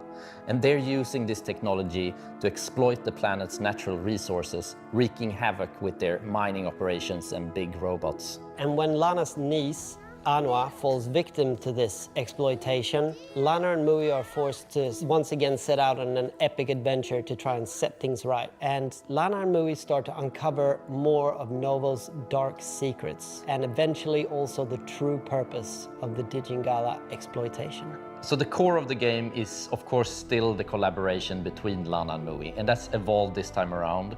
So now you can point Mui all across the screen, which sounds like a small change, but it opens up so much possibilities for bigger puzzles and more challenging collaboration situations. Lana is much more agile. She can now run faster, she has more responsive controls, and she can dive underwater, which is a big thing because now you can explore the depths and the oceans of Novo. Mui's hypnotic ability has gotten a major upgrade where it lets players take full control over weird, quirky creatures. For instance, you get to play as a tiny little ink fish that you can fit into tight spaces, and it also has this ink cloud that you can use for opening up stealth for Lana. So there's so many new places and areas for players to explore in Planet of Lana 2. Everything from icy, snowy mountains to a tropical island world, dark forests, and even urban areas and new villages for players to explore. So we're super excited about that. We've taken everything that we loved from Planet of Lana 1 and we just added another notch on everything. You know, the puzzles are more challenging and fun and varied.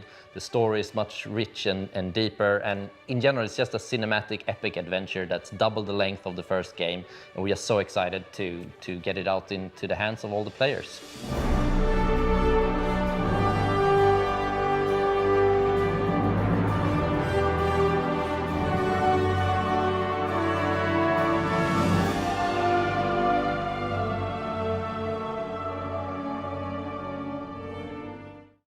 Wake up, sleeper.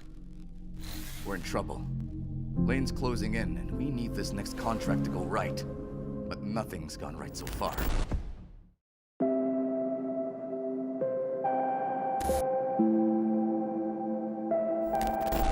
having Citizen Sleeper 1 and 2 design works come together as one package and be, you know, one big archive of all the work done is really satisfying, but it's also a really emotional part of the development in a way. And looking back on what's been 5 years of just unbelievable response to the game, of you know, a process that I think has just been so beautiful to work with Guillaume and Amos, and has produced such nice work.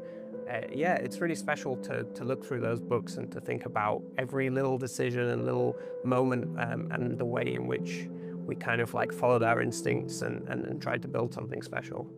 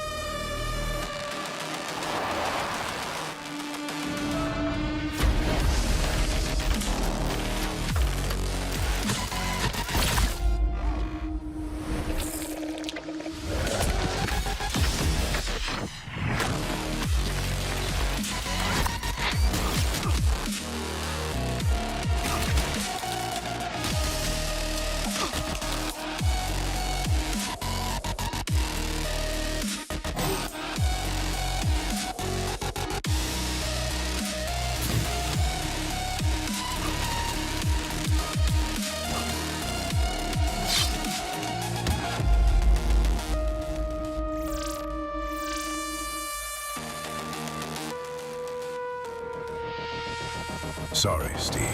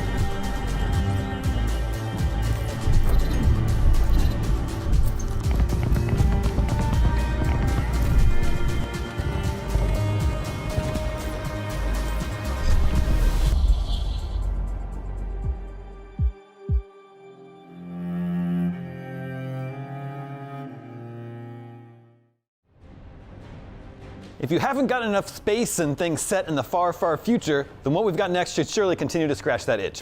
Coming up on IGN Fan Fest, we're venturing forth into the sprawling, grimdark universe of Warhammer 40k, which gets even bigger this year thanks to new games across multiple genres. Take a look.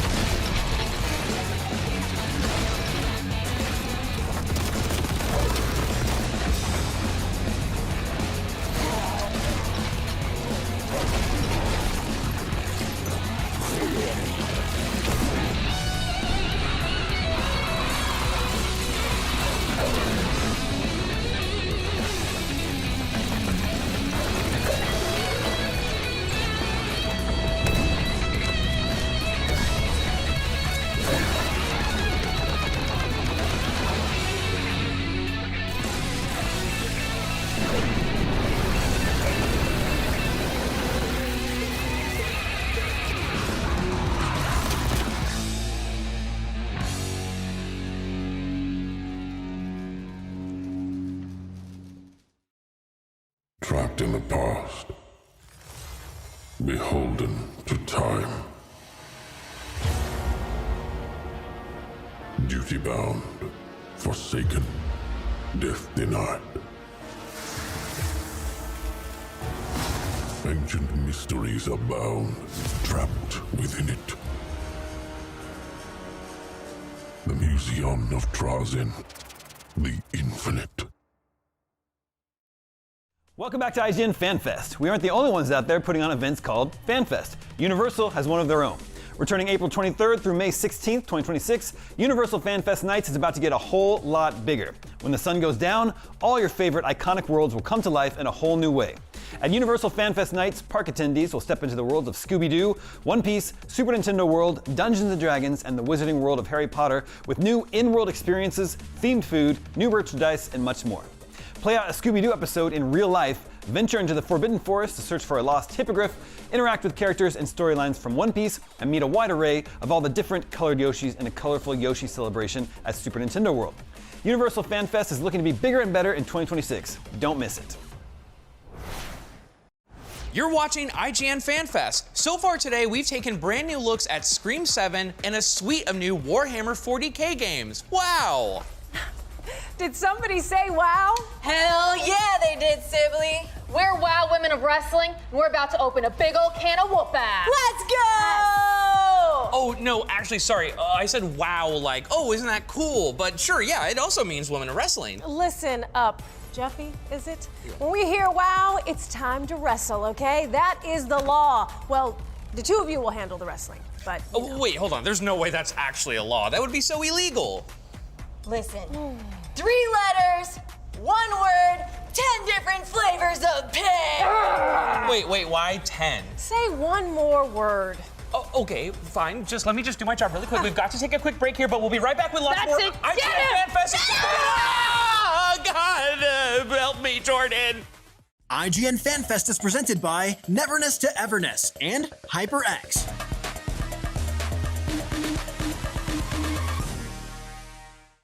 The Cinefix Top 100.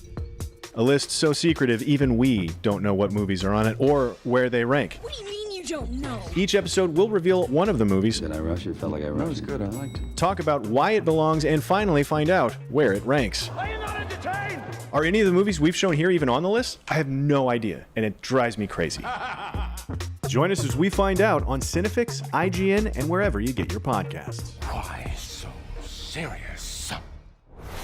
Catch up on all your favorite shows with up-to-the-minute gaming and entertainment news with Geek Media Podcasts. Welcome to a very special episode of IGN Game Scoop. Game Scoop has you covered for all things gaming and the latest game releases.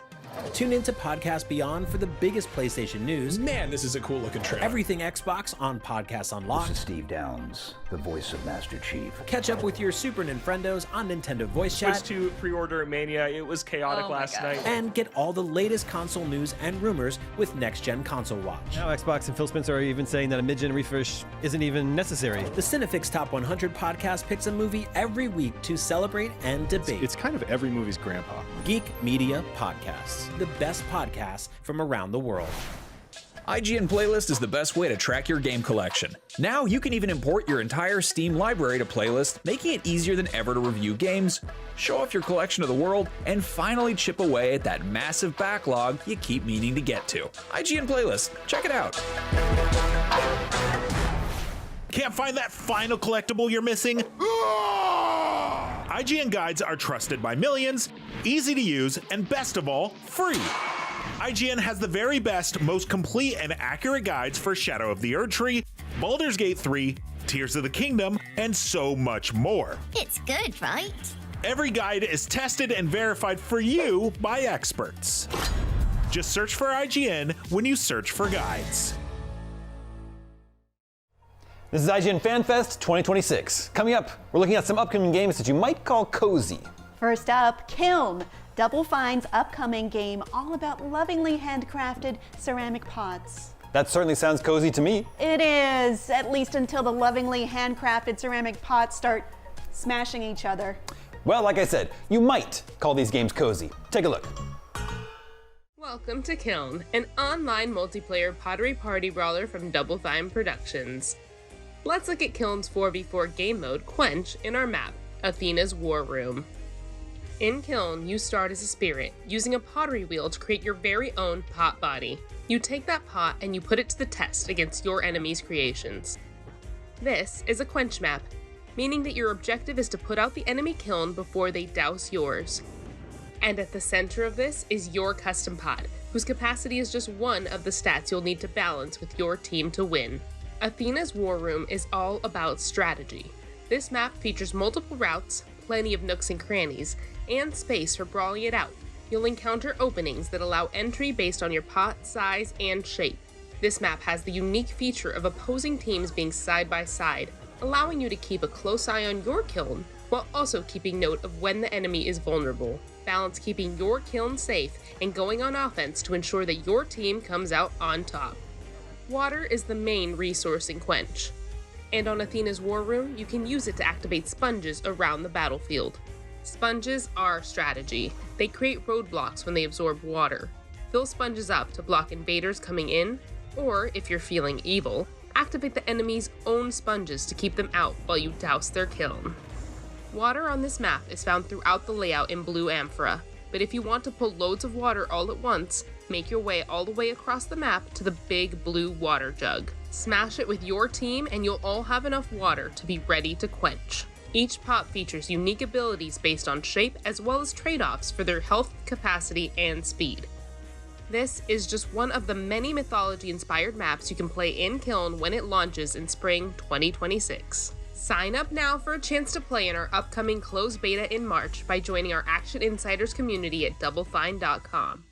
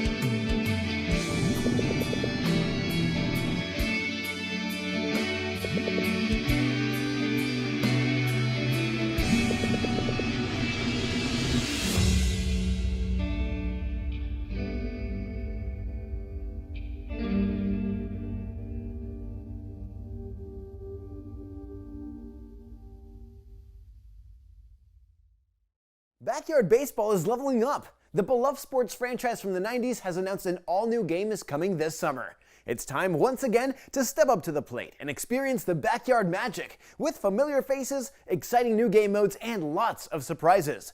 For the first time in 15 years, Backyard Baseball will be available on consoles as well as PC and Mac. PC and Mac users can wishlist the game right now on Steam, and console players should head over to backyardbaseball.com for all future updates. Check out this brand new trailer from Backyard Baseball, and make sure you stick around until the end for a little surprise. Take a look.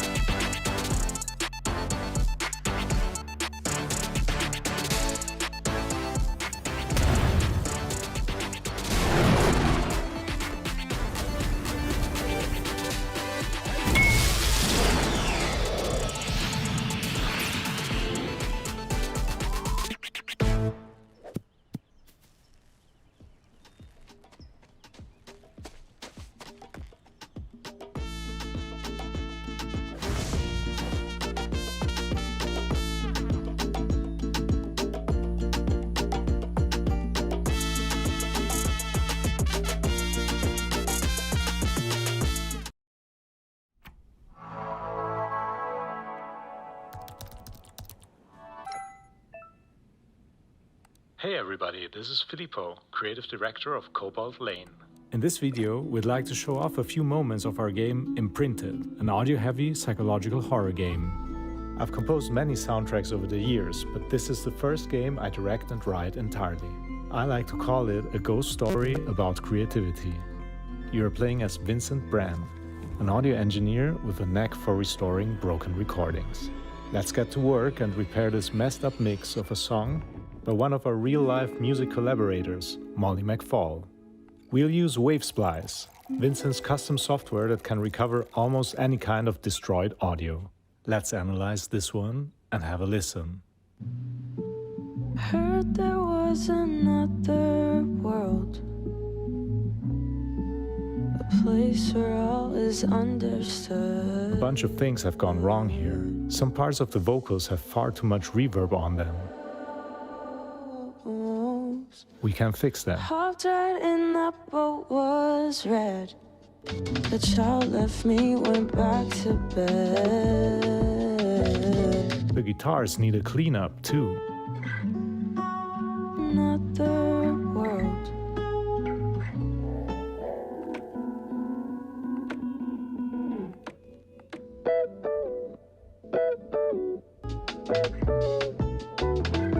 Nice. Let's export the results and move on to a far stranger assignment. The mystery surrounding an Italian musician named Viola Fossati. She created a series of unsettling cassette loops back in the late 1970s. Nobody has listened to these tapes in more than 50 years. The more Vince uncovers Viola's recordings, the further he falls into a spiral of dark creativity, loss of control, And real danger to himself. Thank you so much for watching. Please support us by wishlisting Imprinted on Steam now.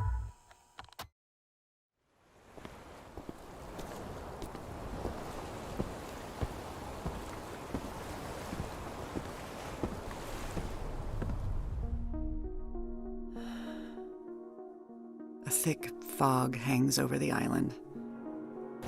The air around is heavy and moist, as if you were inhaling water droplets.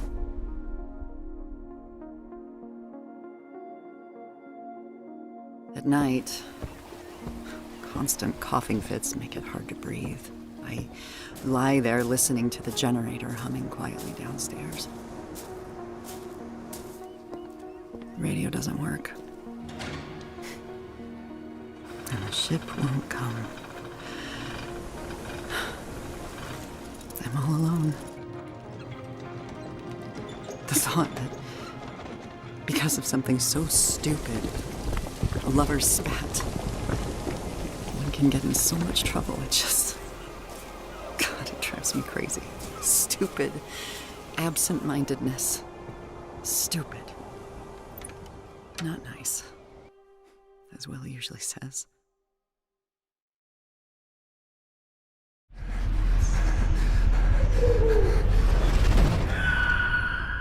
I shouldn't have come back.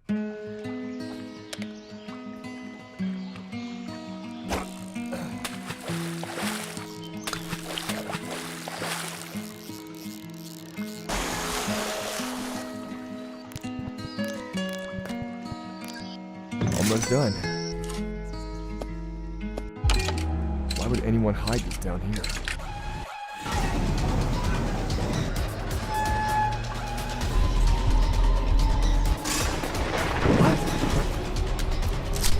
You will never leave this place. Fuck, what even is that thing?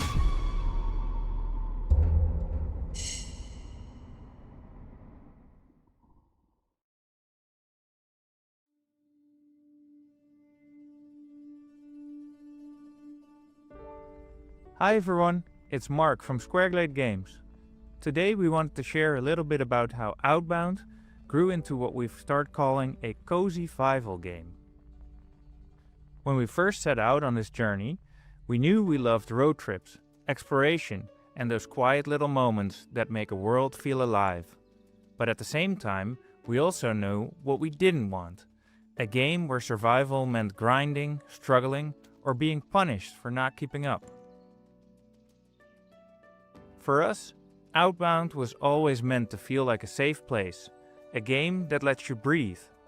One where every step of the journey feels rewarding, whether you're upgrading your van, wandering on foot, or just stopping to watch the sunset. That's where the heart of cozy survival comes in.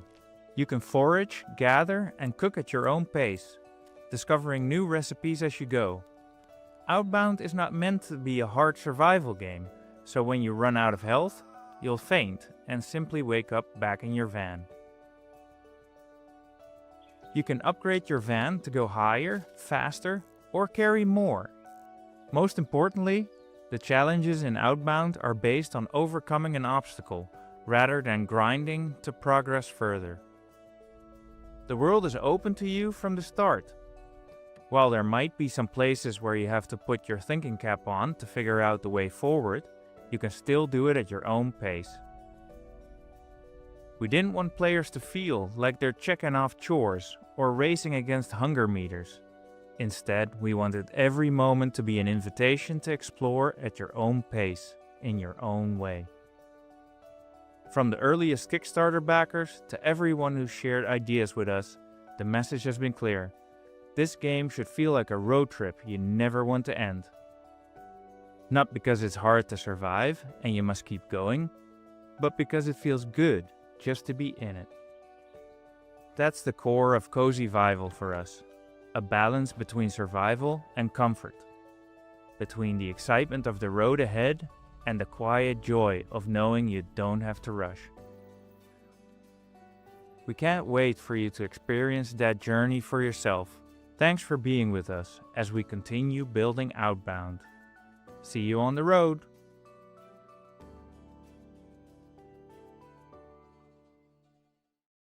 Oh my Lord, take this slow. Lay me at the bottom of the river. The devil has come to carry me home. Lay me at the bottom of the river.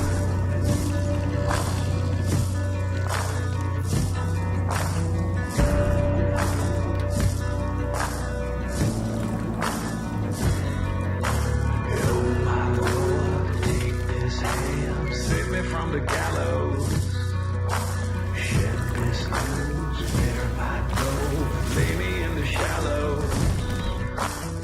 Evil come if you call my name, the wicked day shall rise. The river sand's gonna wash me clean, if the river don't run dry.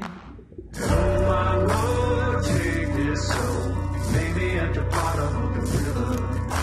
The devil has come to carry me home. Lay me at the bottom of the river.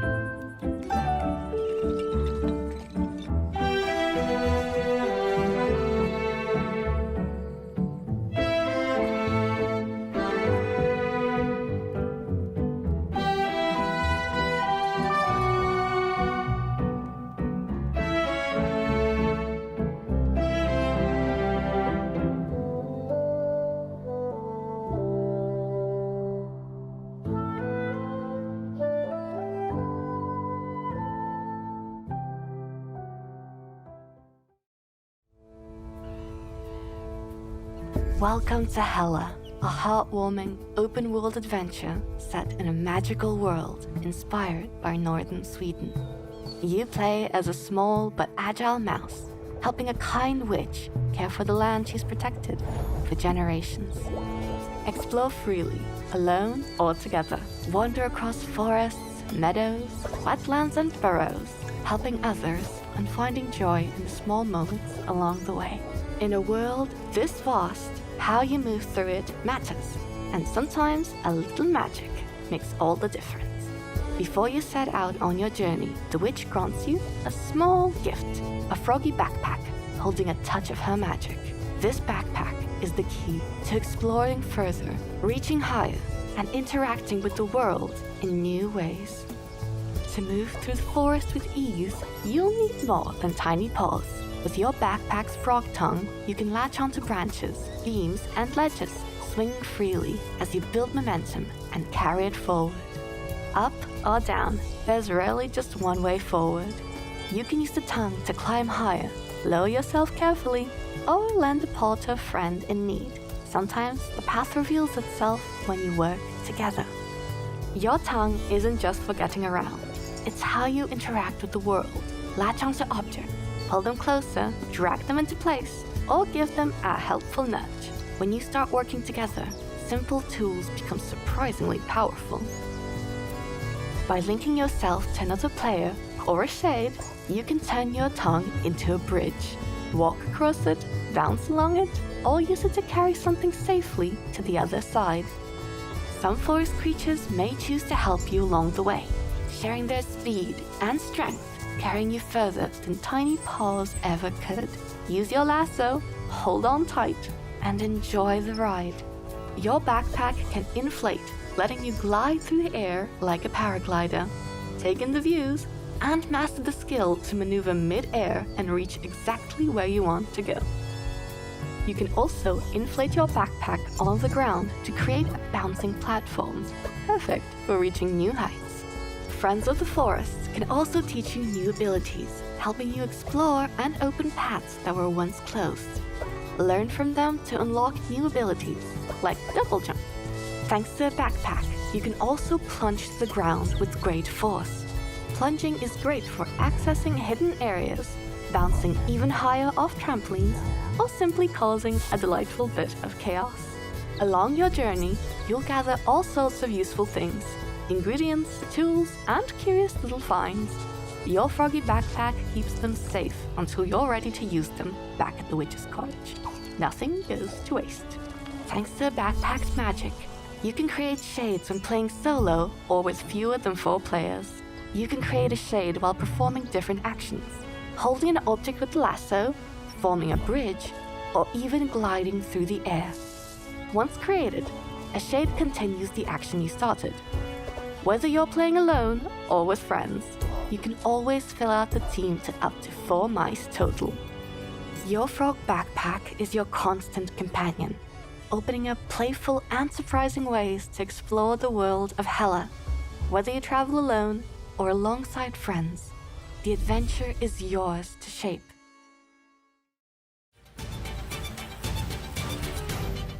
You are participating in the Imagine Games Network's fanciful festivities of 2026, or IGN Fan Fest 2026 for short. Speaking of short, it's time we took a short break. Stick around. IGN Fan Fest is presented by HyperX and Neverness to Everness.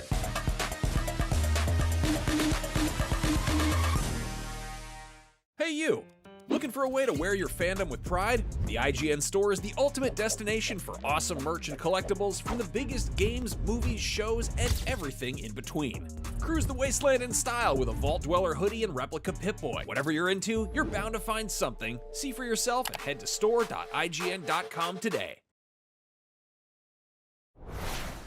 IGN Playlist is the best way to track your game collection. Now you can even import your entire Steam library to Playlist, making it easier than ever to review games, show off your collection of the world, and finally chip away at that massive backlog you keep meaning to get to. IGN Playlist, check it out.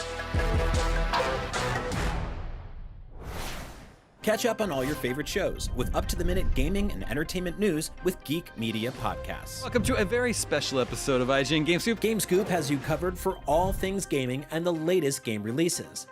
Tune into Podcast Beyond for the biggest PlayStation news. Man, this is a cool looking trailer. Everything Xbox on Podcasts Unlocked. This is Steve Downes, the voice of Master Chief. Catch up with your Super Nintendos on Nintendo Voice Chat. Switched to pre-order Mania. It was chaotic last night. And get all the latest console news and rumors with Next Gen Console Watch. Now Xbox and Phil Spencer are even saying that a mid-gen refresh isn't even necessary. The Cinefix Top 100 podcast picks a movie every week to celebrate and debate. It's kind of every movie's grandpa. Geek Media Podcasts, the best podcasts from around the world.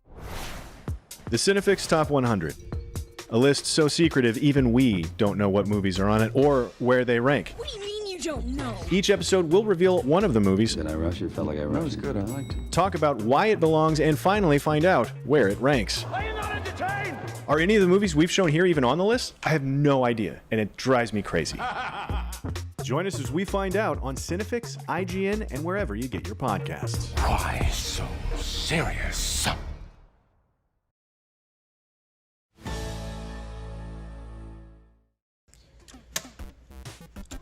Can I help you? That means I'm next. When you die, I'm next. What makes you think I'm gonna die? Oh, please. We've all seen you play games. It's about to be our turn real soon. Okay, I actually did die. Like, for real. Knew it. Well, the people are watching here to comment on your inability to play games. What is this? We're calling you out. Cage match, 2v1, right here. That seems very unsafe and violent for me specifically, and very unrelated. Well, you want to know what is related? Well, listen to this. Action games and movies, blowing things up, kicking ass, and riding off into the sunset with a sweet new ride. Check these out. Denshattack!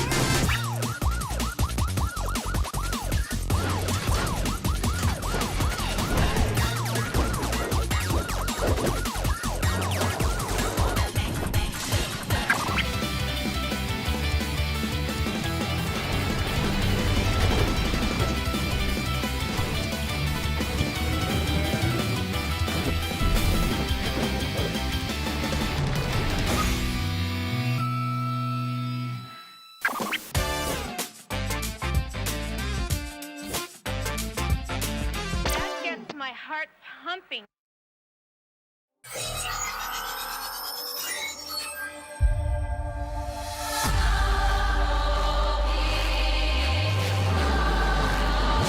The hand of God rests upon your skull.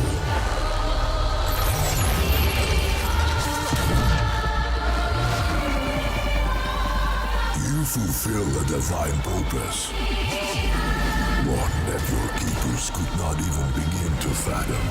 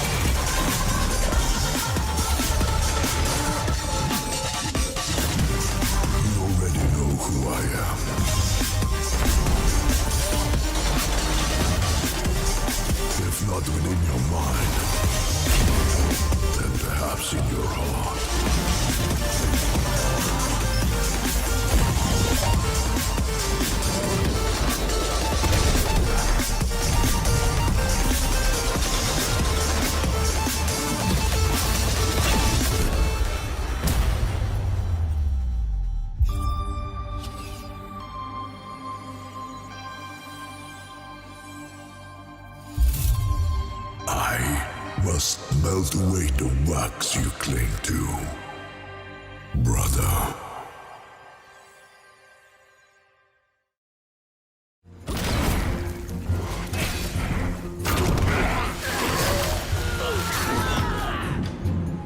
Hello everyone, welcome. I'm Kacper from Artificer and we're making Minos. I'm recording this because Danny from Devolver told me to.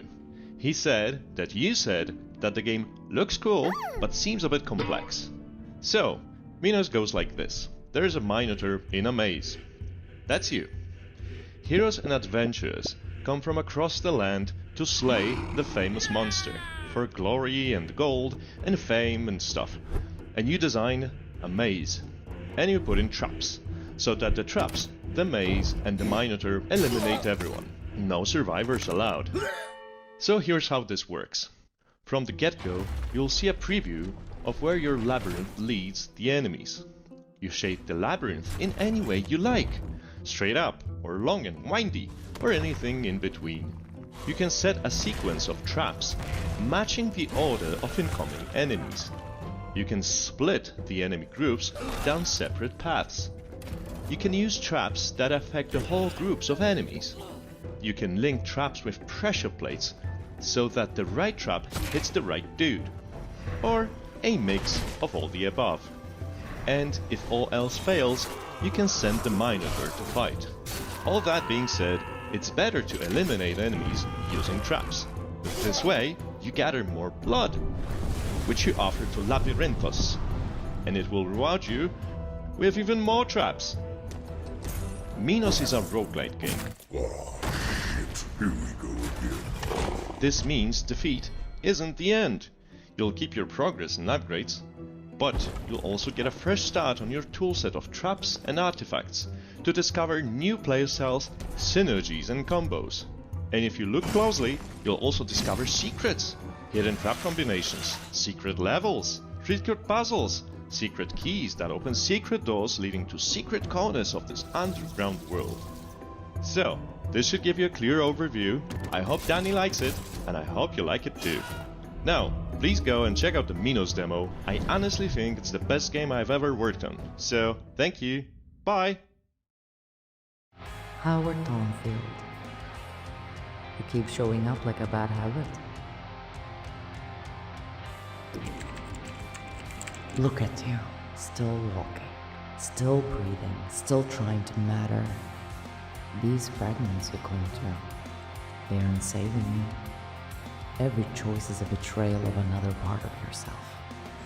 Tell me, Howard, how does it feel to be your own civil war? Wake up. You let that rose whisper poison in your ear, pretending it's hope. Don't lie to yourself. You knew how this ended before it began. Wake up. And those little toys of yours? Click, clack. Praying for a 6 in a city built on zeros. Wake up, Howard! You aren't a savior. You're just spare parts walking in a trench coat. Let's give your failure a proper name. Let's call it your celestial return.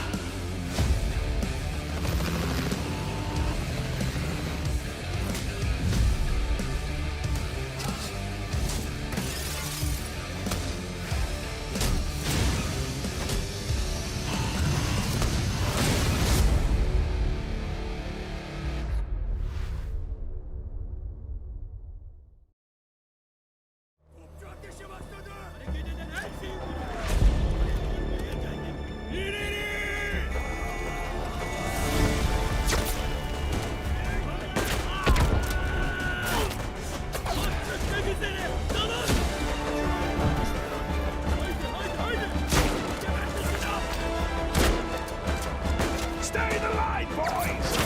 Man down!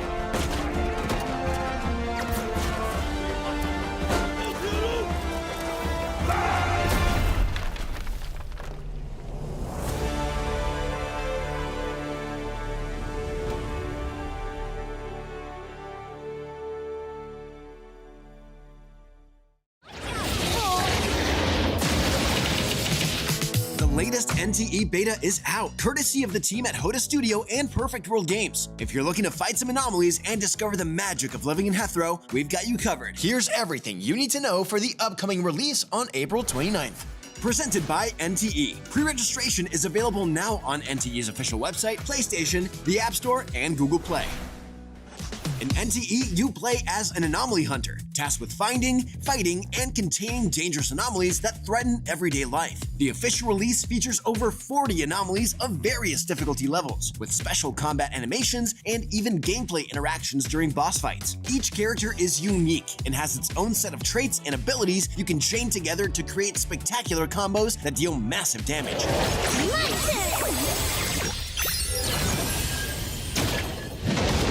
The official release features refined combat and improved feedback compared to previous tests, especially during parries, Esper cycles, and dodging. In between missions, you can explore Hethro and make the most of city living. Into vehicles? Race. Build a collection of cars. Customize said cars. Work as a taxi driver. Deliver packages. But maybe you prefer the management life. Run your own cafe business in Hethro with a fully fledged management sim. Or if you prefer to take things slow, why not unwind with some mahjong or fishing? The choice is yours. If you're trying to test your luck, you can also borrow cars by force. But be careful, that might trigger the crime mechanic, a multi-level wanted system where the city's law enforcement comes after you.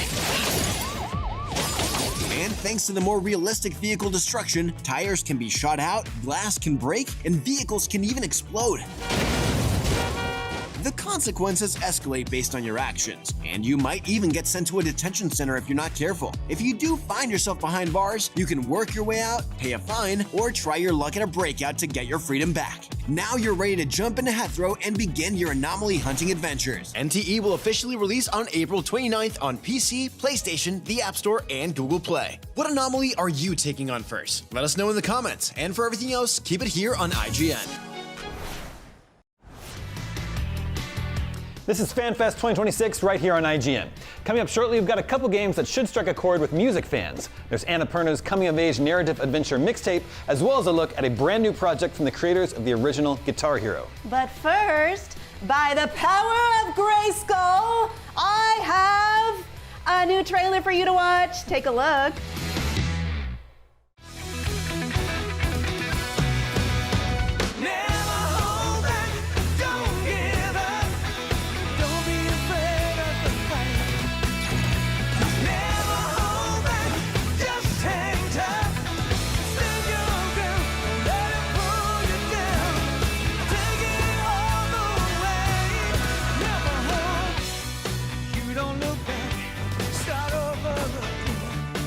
this time you'll make it. Keep believing in yourself. You just gotta live. Never hold back, don't give up. Live your dream, don't let it pull you down. Take it all the way.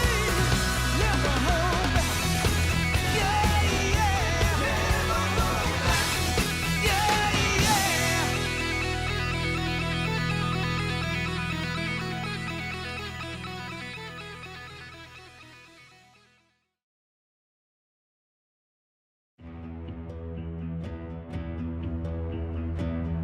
What are we doing?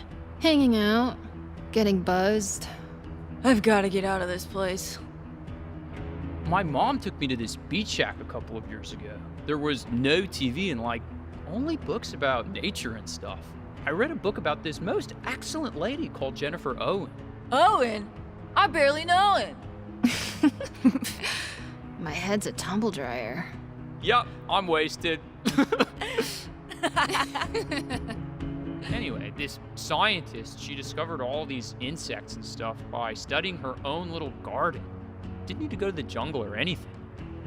What's your point? Small spaces, when carefully observed, can reveal wonders. Whoa. The wizards live in my brain, man. I don't need to go searching for them. Slater? Cha? Go rent us some movies. 3 movies. 1 new release, 2 weeklies. God damn it, I can try.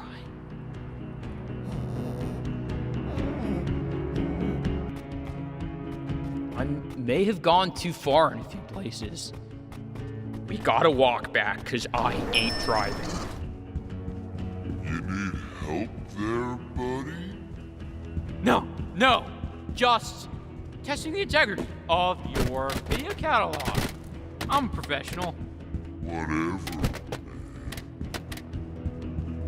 Tapes seem to be fleeing the scene.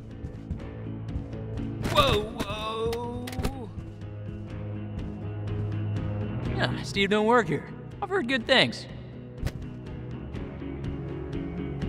I'd watch that. Oh god, it's brighter than the surface of the sun. I'm suddenly very aware, yet also disconnected from the reality of the video store. I need a good... Where's... Oh, this section! This is what I'm talking about! Everyone's watching you, Slater. Ooh, that's a good one! Oh, never mind. Never mind. That was a stupid movie, dude. Oh, not the cutouts. I was gonna put that in my Fraser Bay loft apartment.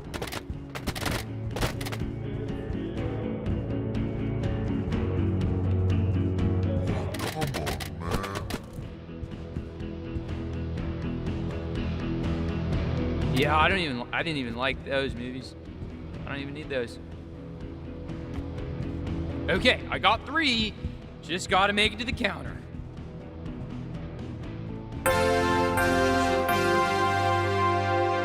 When it was the 30s, they have... What were those movies?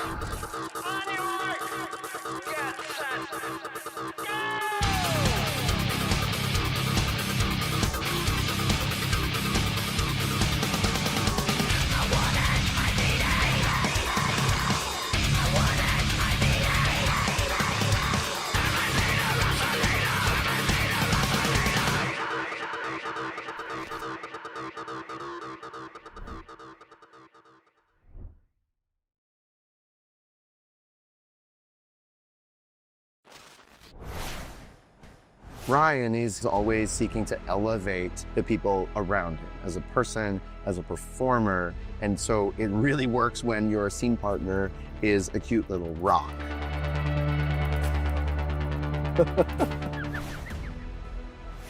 Project Hail Mary is a space epic about a teacher and a rock who are teaming up to save the universe from a terrible death. And here to talk to me are the directors of the movie, Chris Miller, Phil Lord. How are you? I'm very well. At what point during your first reading of the book did you sort of decide, you know what, I think that I need to make this as a film? Well, we got the manuscript in about, I think it was March 2020.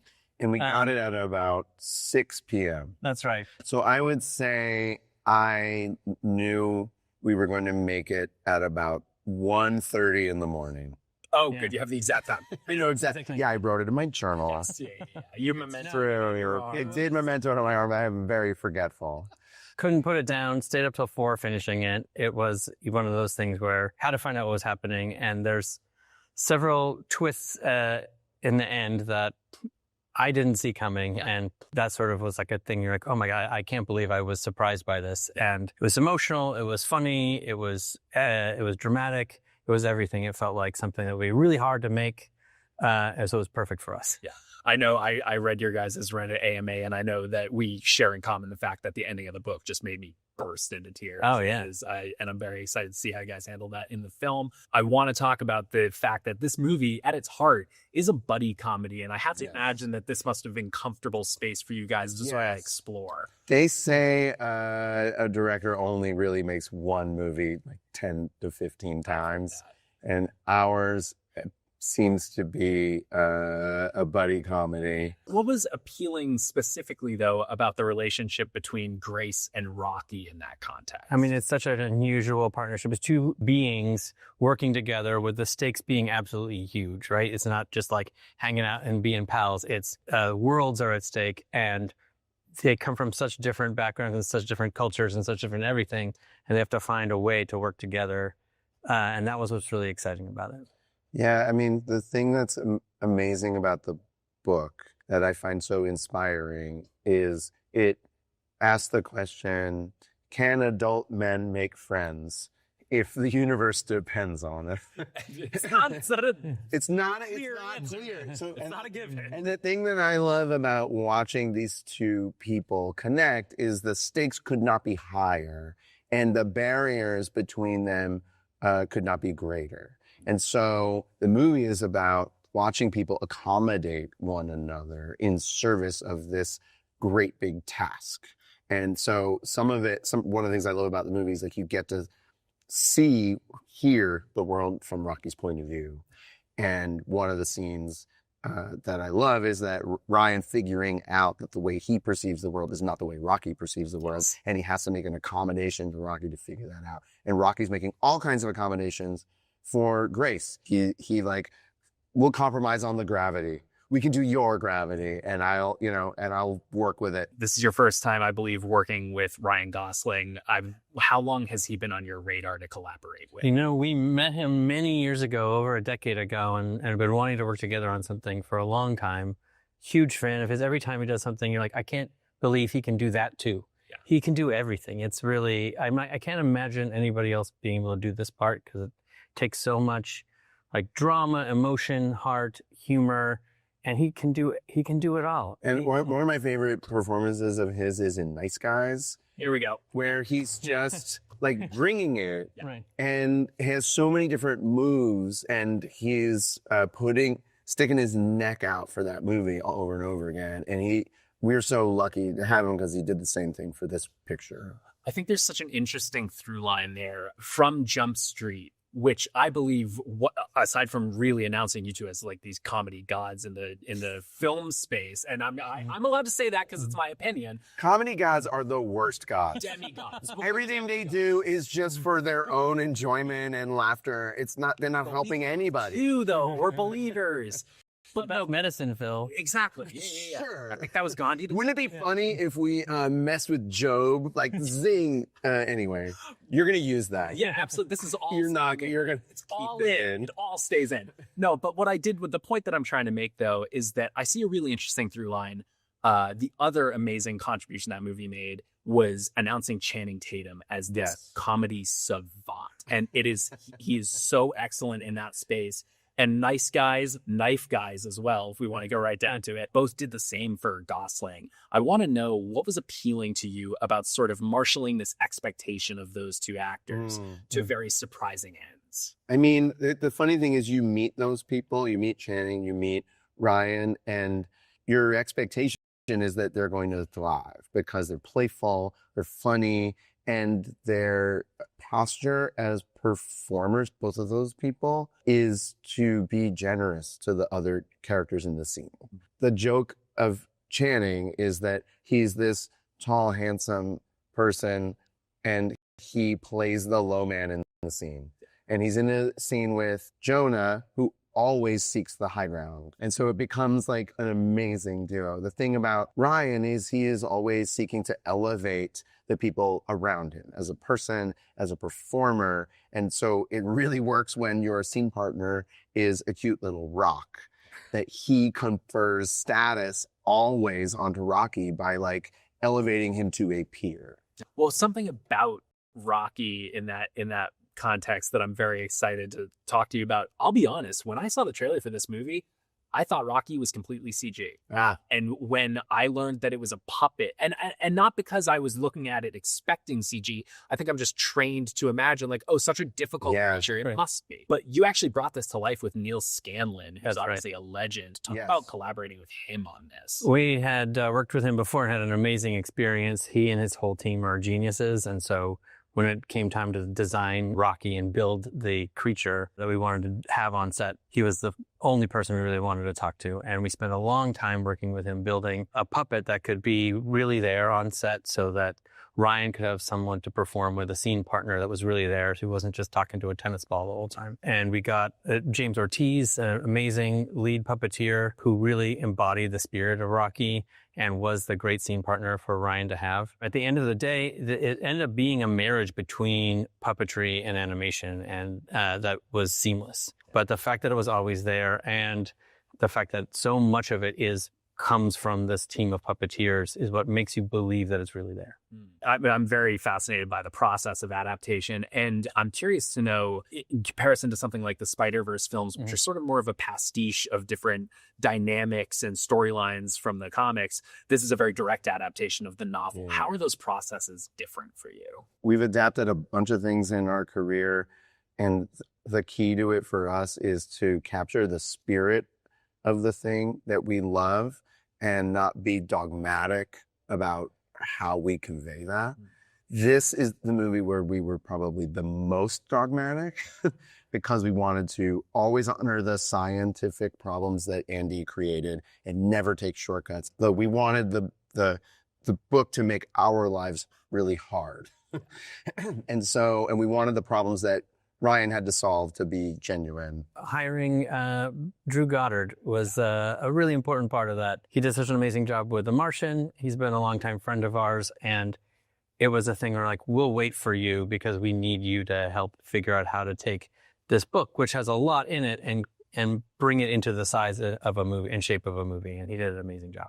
But like part of it is like on Spider-Verse, we take the origin stories and the things that have been written in the comics to sort of be gospel. Then we do all kinds of things like naughty stuff that you're not supposed to do, but we go to the effort to like, this character's been in 3 issues or 15 pages of a comic, and we call the creator and go like, where does she live? What would she look like? What would she think about this? We want to honor that stuff.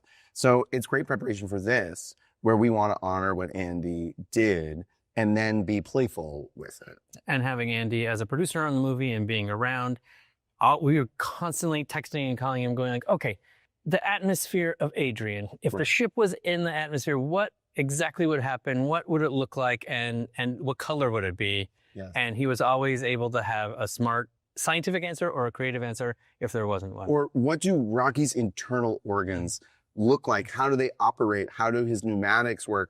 And he has those details. He writes as though Rocky is real, that astrophagia is a real thing, that tummy bar real stuff. So does the reader believe it? And like, if we act as if those things are all exactly true, then it helps the audience believe it. Kind of jumping off of that a little bit, obviously, when we're doing a film adaptation of a book, you have to you have to make these things real. And one of the things that I was so curious to see how you guys handled is Iridian engineering and physiology, certainly. Yes. What were some of your inspirations for realizing that on a screen, like the Blip A, for instance? Right. So we had Charlie Wood, was our production designer, and he had an amazing team of art directors and artists that we really wanted to do something that felt like it made logical sense, but it wasn't something you'd ever seen before. And it's always hard in this space to create a look that doesn't feel like it's familiar or like it's a ripoff of something. So we went through a lot of different rounds and found an aesthetic that felt like this is the way that Rocky works. It's a lot of angles, right angles in space. Corners in space is really hard to do. But not if you're working with Xenon Iron. Yes. So it came as an outgrowth of like, tell me about this material, Andy. Oh, it's so strong that you can have corners in space. Got it. Yeah, and then thinking about how would an animal make something? Just culturally, like, what does their pottery look like? You would think aesthetically they would gravitate towards these forms that are kind of organic, right? So that's how we arrived at this thing that sort of looks like a space nest. Right. And it's a 5-legged creature, so there's a lot of pentagonal and hexagonal shapes in it and all that type of stuff. There's a lot of discussion about it. There's so much more thought that goes into it than you might imagine. Every little detail, every little prop. You nailed something that feels true to the book, even just from seeing the trailer. Oh, great. So excited to see that. Something that comes to mind for me as a lover of science fiction, when I hear the catalyst of a plot for a space movie being our sun is dying, a movie that really comes to mind for me is Sunshine. Of course. Yeah. Was that, I have to imagine that was on your mind in terms of not only just looking at the strengths of that movie, but also finding things to avoid. I watched that movie a long time ago, and then probably in preparation for this, but we try to get that stuff out of the way really early so that you're not thinking about it too deeply while you're really making it, so that you just go like, okay, I see what those moves are. Those are moves, like, I don't want to repeat anyone else's moves. I want the movie to feel really original. So hat tip, like, that's a beautiful, thank you for the inspiration. Now we need to like make something that's our own. And it goes in a different direction. You're trying not to like, sometimes in pre-production, like we looked at like Alien for its photography. It's really special. But like, we try not to reference stuff once we're really making the thing. Yeah. Well, Project Hail Mary is such a unique and heartfelt story. We're so excited to see it. That is my time with you guys. Thank you so much for talking. Thank you very much. Thank you for your very cheerful shirt. Oh, thank you very much. I stole it off somebody on the street. Sorry to them. Project Hail Mary comes out on March 20th. Do not miss it. And also do not miss the rest of Fan Fest. There's plenty more coming up. IGN Fan Fest is presented by Neverness to Everness and HyperX.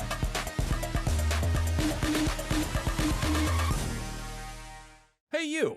Looking for a way to wear your fandom with pride? The IGN store is the ultimate destination for awesome merch and collectibles from the biggest games, movies, shows, and everything in between.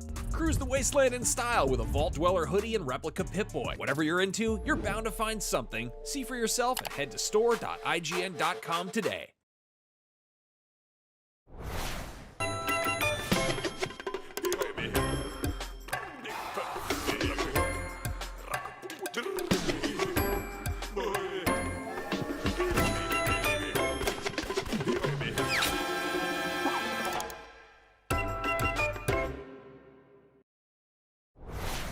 Catch up on all your favorite shows with up-to-the-minute gaming and entertainment news with Geek Media Podcasts. Welcome to a very special episode of IGN Game Scoop. Game Scoop has you covered for all things gaming and the latest game releases.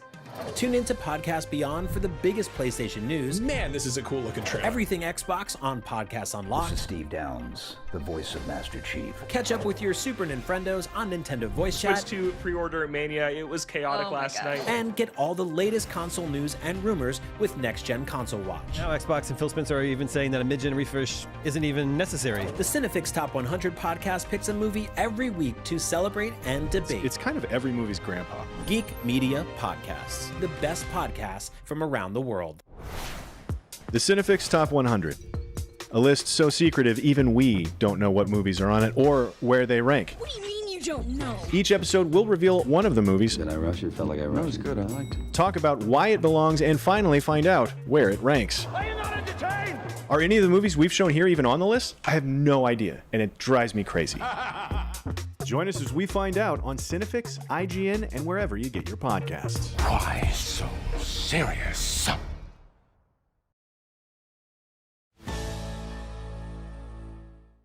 Hello, IGN Fan Fest. We're the Napa Boys. And we couldn't be more excited to debut this exclusive clip from our film, The Napa Boys, exclusively with you tonight. In the clip, the titular Napa Boys, Jack Jr., Miles Jr., encounter Officer Roland and Officer Toland. Armed only with the Somalia's amulet, we discover someone has defaced Mitch's winery. It's all very funny. In fact, our characters have been likened to JD and Turk. Our rapport and our banter is very similar to JD and Turk's for all of those scrub heads out there. We think that you're gonna love it. So without further ado, take it away. Now, if I was a moose, I'd go up the creek and use my horns to sip the Merlot. You two always did love Merlot. Ah. I wonder why you became cops.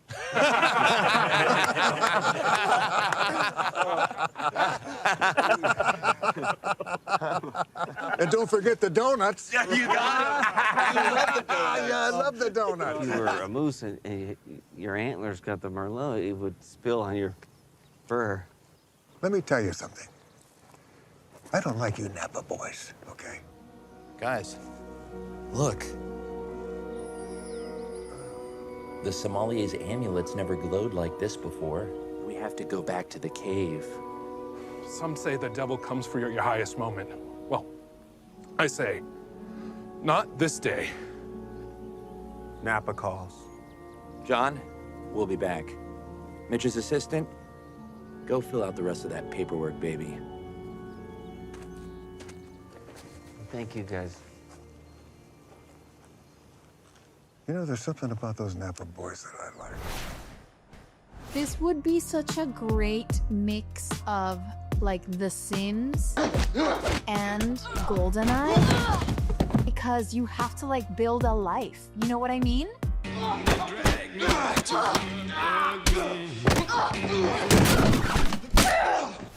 What's up, IGN Fan Fest? I'm Michael here with Simu Liu, Melissa Barrera, and the fight coordination team from the Peacock original series, The Copenhagen Test. I want to dive into the stunts on the show, all the amazing stunt work that y'all and the team did. I'll start with Chris. I want to talk specifically about the big kind of library fight scene in episode 2. Looks like there are a lot of moving pieces there. You have Simu, you have Melissa, you have other characters basically brawling throughout this store. Tell me a little bit about everything that went into that. Was it on location? Was it a set? Was it a combination? Tell me about how y'all choreographed and built that scene out. Yeah, so the library scene was a pretty big scene. It was also the first big fight in the series. So there's a lot of work put into it, especially like you said, there's a lot of moving parts. There's Remy's characters fighting. There's a little bit of a cat and mouse with these agents coming after Simu, coming after Melissa. And what helped us a lot is we first built what we call Box City, where we take cardboard boxes and we essentially create the space at our training facility. And then we're able to kind of choreograph and map out positions there. There's always changes that happen as it goes. We do the fine changes. And even when we work with the cast, like we work with Simu and Melissa, we'll also change things based on what feels good. Or, you know, Simu has a lot of experience doing fight choreography, so he'll give his opinion as well. And we'll just kind of work together and create the best product we can. Yeah. Simu, Melissa, I really liked the part of that scene where y'all are like back to back, like fighting off the bad guys. That must have been a really cool scene to film. I was very nervous about that one because it was the first fight scene. And it was like, I had spent a lot of time at the training facility with them a lot of extra time, more than Simu, because I was like, I need to look good. I'm supposed to be the one that's the expert. It was really cool because it was the first time that you get to see them both in action on the same team. And it was, you know, very metaphorical, like a physical metaphor of them being like back to back, like I got your back. And you think that that's the way that the show is going to go, right? Like they have each other's back and they're going to be a team. So it was cool. If I could just speak to Melissa's prep for a second, I mean, she worked so hard. It's a stunt coordinator's dream when an actor is actually ready, willing, you know, and just down to use the resources that are available, because not all actors do. You know, a lot of actors get really fussy about it, but just to be like, oh yeah, let's do it, let's work on it. You know, that's such a, it's I think the most malleable energy and the best and the most collaborative energy. Yeah, no, just like especially even on Melissa's days off, she's constantly asking to come in and train. And one of the things I noticed is when we were teaching her the fight choreography, you know, we would show her the moves and stuff, but she wanted to know how to do them like for real. Like, what's the practicality? Like, let's break this down, like technique, and make it perfection essentially. So her work ethic was incredible. Like it's like Simu said, it's very rare to see in a lot of actors. With a story like this, it has to be grounded in realism, right? And I feel like that very much translates into the stunts and fight scenes of this show, where it's like, okay, these are, you know, spies or people that are, you know, undercover, what have you, but like, you know, Melissa gets knives out here, and like it's some gritty realism, and that has to be a cool kind of element to bring to this. You know, the biggest thing, I think the biggest focal point with the conversations we were having, and with Chris and with Simu as well when we were discussing style, is, you know, everything has to be hard hitting, and everything has to land, and everything has to look real. And, you know, I think we definitely accomplished that. And to Simu's point as well, like having someone like Melissa and having, you know, Simu as well, who are game and who are willing to do as much as they can themselves. So we definitely tried to keep it as grounded and realistic as possible, but we still wanted to have some elements that were, you know, a little flashy to, you know, to entice the viewer too. Speaking of like kind of the amalgamation of all that, I want to speak to the epic fight scene between Melissa and Simu in episode 7 in the apartment. Epic fight, epic needle drop. You know, I'll go back I want to ask you all about this scene. I'll go back to Chris to start. Tell me about, like, I mean, it's not the finale, but it's deep into the season, and it's like all these kind of stories and all these moments are coming to a head in this one-on-one kind of battle royale. Tell me about putting that together. You know, it really had to do justice because of their relationship between the two characters and how it's built up to this point. Keeping that in mind, choreographing a fight that, you know, had both of their styles and also both their objectives with the relationship between each other, but also making it, you know, really realistic. The way it really came to life is how the actors put their performance, their acting, and their chemistry between each other. Because if you watch them fight in that scene, like, the chemistry is unreal. And they're fighting each other like 95% of the time in that scene. So they did an amazing job. It was so real. It was scary for me at times, how hard they were going at each other. Because you don't usually see actors go that hard. A lot of times when I'm doing like a difficult move, they will not have Simu there in case like I do something wrong, because I'm an actor, I'm not the pro, right? And they'll have Simu stunt double to protect Simu because he needs to be on camera, and vice versa. When Simu needs to do like something really hard, they'll put my stunt double in. But Simu and I were like, no, let us do it. It's supposed to be that, right? And the acting and like the storytelling that goes beyond the physical fight is really cool to be able to do together. And so they trusted. That's why I wanted to train so much, because I didn't want to punch Simu accidentally. I just wanted to like drill it so that we could do it together. And that was like the fun part of that day, because we actually got to be in it together for, like Chris says, like 95% of the time. They didn't let me do like a fall. And I was like, I can do the fall. And they were like, no, you're not going to do the fall. And then Simu ended up getting kicked in the face. Not by me. Yeah, the one part, yeah, like, that you weren't in. I would have kicked him. Yeah. Accidentally, obviously, all accidentally, but you know. Yeah, the reason why we work so hard, I feel like, I mean, at the end of the day, we really wanted to give the editors and our directors as much space to free flow as possible, because what you do inevitably when you have a stunt double come in, it's like, okay, then you lock off an angle because you can't, the moment that they swing around, it's like, oh, this shot dies, because then you see that it's not the person. And the moment the audience kind of feels it, then you can't, I mean, that's when basically the editor's hands are tied. And so just having the luxury of more angles, more optionality, that's the reason why we do what we do. It's not just ego, right? It's like, oh yeah, if we do this, we all think it's a better product. You're no stranger to on-scene fights. But this is kind of like a brutalist, kind of like very like realistic, I guess, type fight. Yeah. You to the point where we actually see you grab like a tile or a brick off the side of the wall and smash Melissa upside the back of the head with it and knock her out. I mean,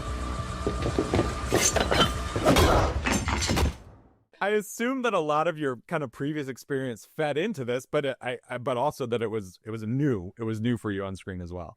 For Shang-Chi, the action language is very different. It's very kind of wuxia and wushu inspired.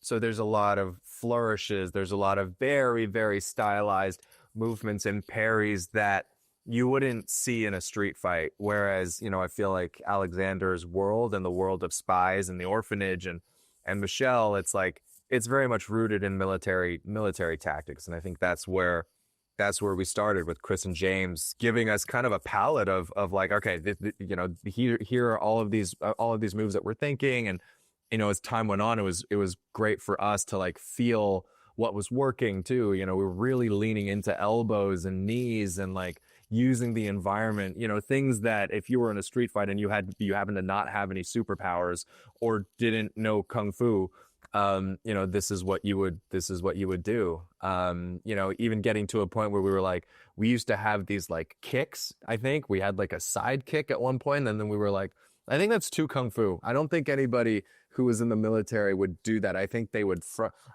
front kick, or I think you would knee. When watching this show, I mean, it's really cool because it's so unique, but it also, I feel like it borrows from some of the most successful stories in the genre in kind of the best way. One of the things that kind of reminded me at times of was a video game. Like the characters are going on kind of these stealth missions. There's cloak and dagger, but there's action and things like that. Did you get that sense at all when y'all were making it, that it was kind of like, you see all these cool games out there that people are playing, and this is kind of that world a little bit as well? I mean, I think it would make a great game. Do you remember GoldenEye? I used to love playing GoldenEye. And it was all POV. It was like the gun right there, So definitely I can see why. I actually had not thought about that at all. But now that you mentioned that, it would make for it would be like such a thrilling, like anxiety-inducing game. Can you imagine? Yeah, I don't know. Have you ever played or have you heard of like Splinter Cell or like Splinter Cell? Although he is always like kind of dressed up in it. He's not really covert, but you are supposed to be sneaking around. And then the other one that it really reminds me of is Hitman. Because every mission, I mean, not that I'm trying to kill everyone every mission, but it's like the whole thing is to avoid detection. And so there's like when I was playing the game, there was like a detectometer. And you would like walk around and you would have to just blend in with people and not arouse suspicion, and then just like sneak off at the perfect point where nobody was watching. Dude, I bet there are better conks out there, but those are just the two that this would be such a great mix of like The Sims and GoldenEye, because you have to like build a life. You know what I mean? Yeah, so you have to build a double life. You have to like build this saying. like fake life and like go about and like do like normal things, and then you go on the missions and you're like badass. I'm gonna pitch that to Universal. Maybe they should. I was gonna say you should trademark that, Melissa. Yeah. Because I think that sounds like an awesome idea. Out of all of the entire season, specifically fight, stunt, action, choreography wise, is there one particular moment for each one of you that you are most proud of? Honestly, I think the apartment fight, what we're talking about, is for me the scene I'm most proud of, just because of all the time that went into it, and it was at the end of the season. So Melissa and Simu did a bunch of fights before that, and Melissa being newer to fights, like she trained so hard leading up to that fight, and it was kind of like the payoff I felt for her and her character to see like how far she's come. And then when I saw on screen, I was like, hell yeah, those guys brought it. So Melissa, is it the same for you or is it different? Definitely. When we got that script, I got so excited. I immediately was like, oh, this is Mr. and Mrs. Smith vibes. Love that movie. This is like sexy as hell, but also like exciting and like scary. Sometimes you read a fight and you envision it. And then when you get to actually shooting it, especially on a TV show, they want to shorten it. I was like, this has to last. It has to feel like a proper like length fight. It can't just be like a second. And we would go in and then, Chris would be like, well, they cut it from this. And I was like, no, let's learn it. And then I'll pitch it and we'll be so good that they'll have to shoot it. And so I was just kind of fighting for, I pitched a whole episode a la John Wick of that apartment fight. I was like, that would have been an amazing standalone episode of just fighting the entire episode. But anyway, maybe season 2. Simu, what about you? Any one particular stunt or action scene that you were proud of from the entire season?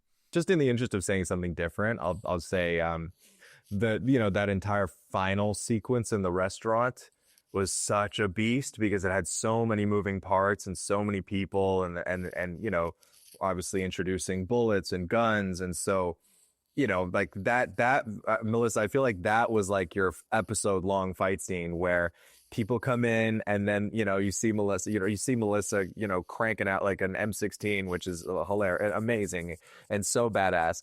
And then, so then that happens and then more people come and it's like, it's very much like kind of a long kind of drawn out fight that rips the place to shreds. And then, by the time I'm come in, like they've already been, at it for a long time, but then we kind of, all right, first of all, we're fighting together again, which is great. But yeah, I mean, the days, I think it took more than a day to kind of fully cover that whole thing and just those moving parts, having so many of them. It's really testament to just how great Chris and James were at their jobs and just like getting us through. I don't think we went over. I think we made our days. I think we managed to get it all, and it was like really pretty well done.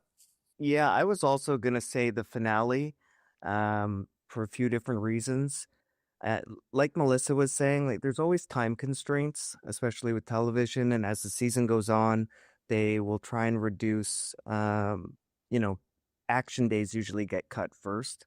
It was kind of the opposite in this case. They started adding action days each block, which doesn't normally happen. I think that's just a testament to how hard these guys were working and how much time they put into it and how much better they were getting as the season was going on.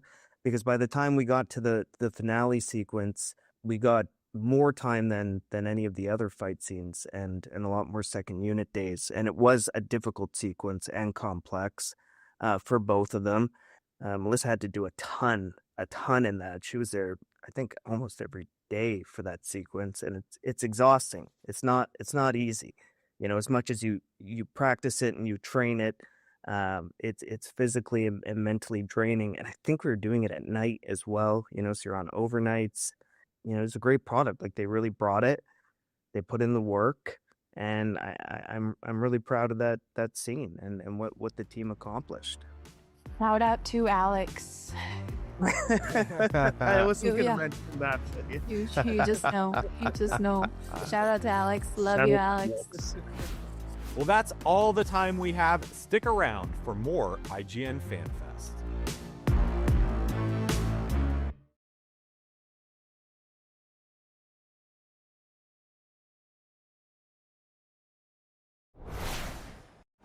IGN Fan Fest is presented by HyperX and Neverness to Everness.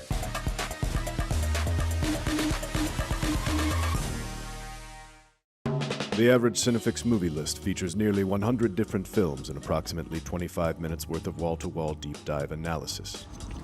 To simulate that pace for this 30-second ad, we're featuring 26 different films, and before you say it, no, that math does not check out. We're not math people, we're movie people.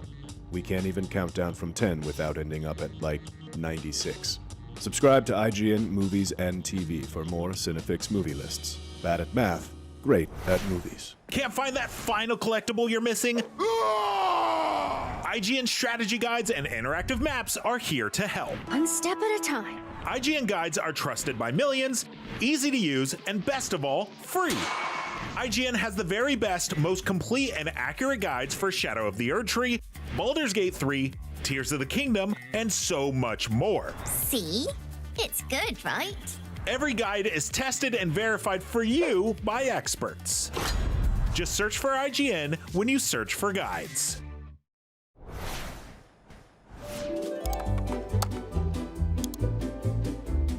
IGN Plus is where your adventure begins. What are you selling? Plus is the place to get unlimited access to all the tools you need to beat your games. Here's what you need to know for bringing down Gloomspawn. Plus, awesome exclusive discounts on IGN Store. Maybe this would tease open your money pouch. Plus, ad-free browsing on IGN.com. Plus, unlimited game help tools like premium interactive maps with your own custom map markers, filters, marker notes, and more. This will come in handy. Plus, access to sweepstakes, giveaways, and free game keys. Wow! Exactly. Want more? Head to IGN.com/plus and start your adventure today.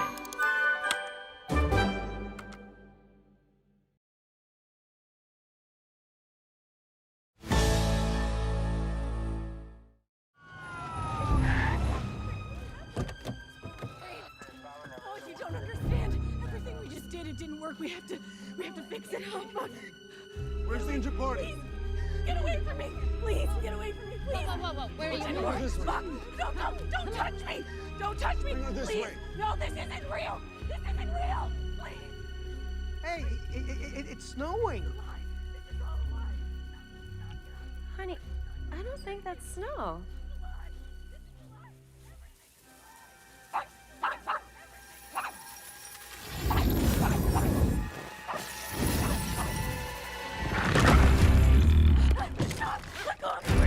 What's wrong with her? Nothing's wrong with me. Oh, well. Something to do with Wi-Fi. This is a cage. You're living in a cage. Thank you for your service.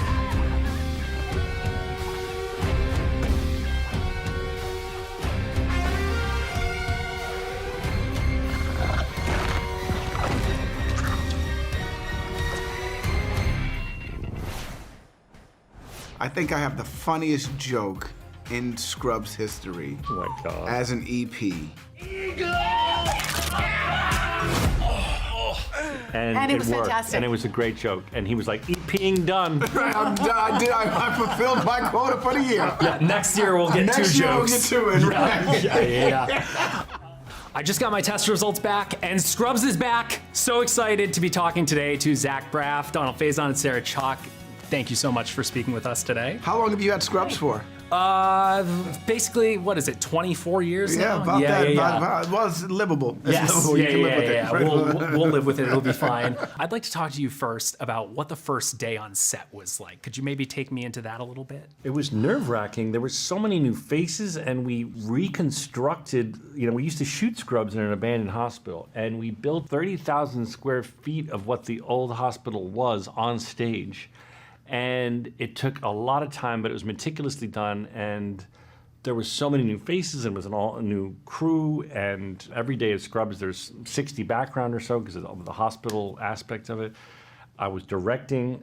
It was daunting, and most importantly, we wanted to get the tone right, because anyone who loves Scrubs knows that the tone is very specific. And if you look at the course of the 8 or 9 years that it went on, that tone kind of was all over the place a bit and got broader and broader. And Bill Lawrence, the creator of the show, and I, and others, Asim Batra and Tim Obert, who wrote the first episode, really wanted to ground the whole thing back to where we all began in season 1 of the OG. We'd still have our crazy fantasies and we still have drama and comedy, but let's have it's all play real. So I sort of felt like the keeper of the tone because I really knew what I wanted it to be, and not just for directing these guys, but for directing myself, going, let's just always default to real. Always default to playing what would you really do in this situation. Zach and I shot a day before everyone else did. So we shot the roof scene at the end of the pilot episode. That was on a Friday, and we weren't scheduled to start shooting until Monday. And I just remember when we were on the roof and we finished the scene, I was like, if that's the tone of the show, I think we're in really good shape, because it was cute, but it was still something that I knew everybody wanted to see, that final moment with the two of them, back together. And so after we shot that scene, I was at ease and relaxed, and I was ready to go. Before that, I was very excited and anxious, as everybody else was, but after that, I knew, we're good. Yeah. I couldn't wait to read the first script, wondering, okay, we talked about it for so long, what's going to be the way in? And then I read it and I was like, oh, this is so good. And I don't want to spoil anything, but so many of the choices that were made were, I thought, such a cool way in. First day on set, we walked onto the... What was your first scene? I forgot.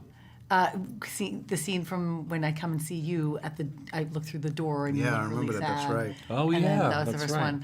one. But what had happened was we went 2 days before to rehearse, and you walk on the stages, and like Zach said, these hospital sets, they were built exactly. So we had spent our 20s in this hospital, and it was you got goosebumps walking in because it was identical, admissions with the weird octagon ceiling tiles, everything is exactly the same.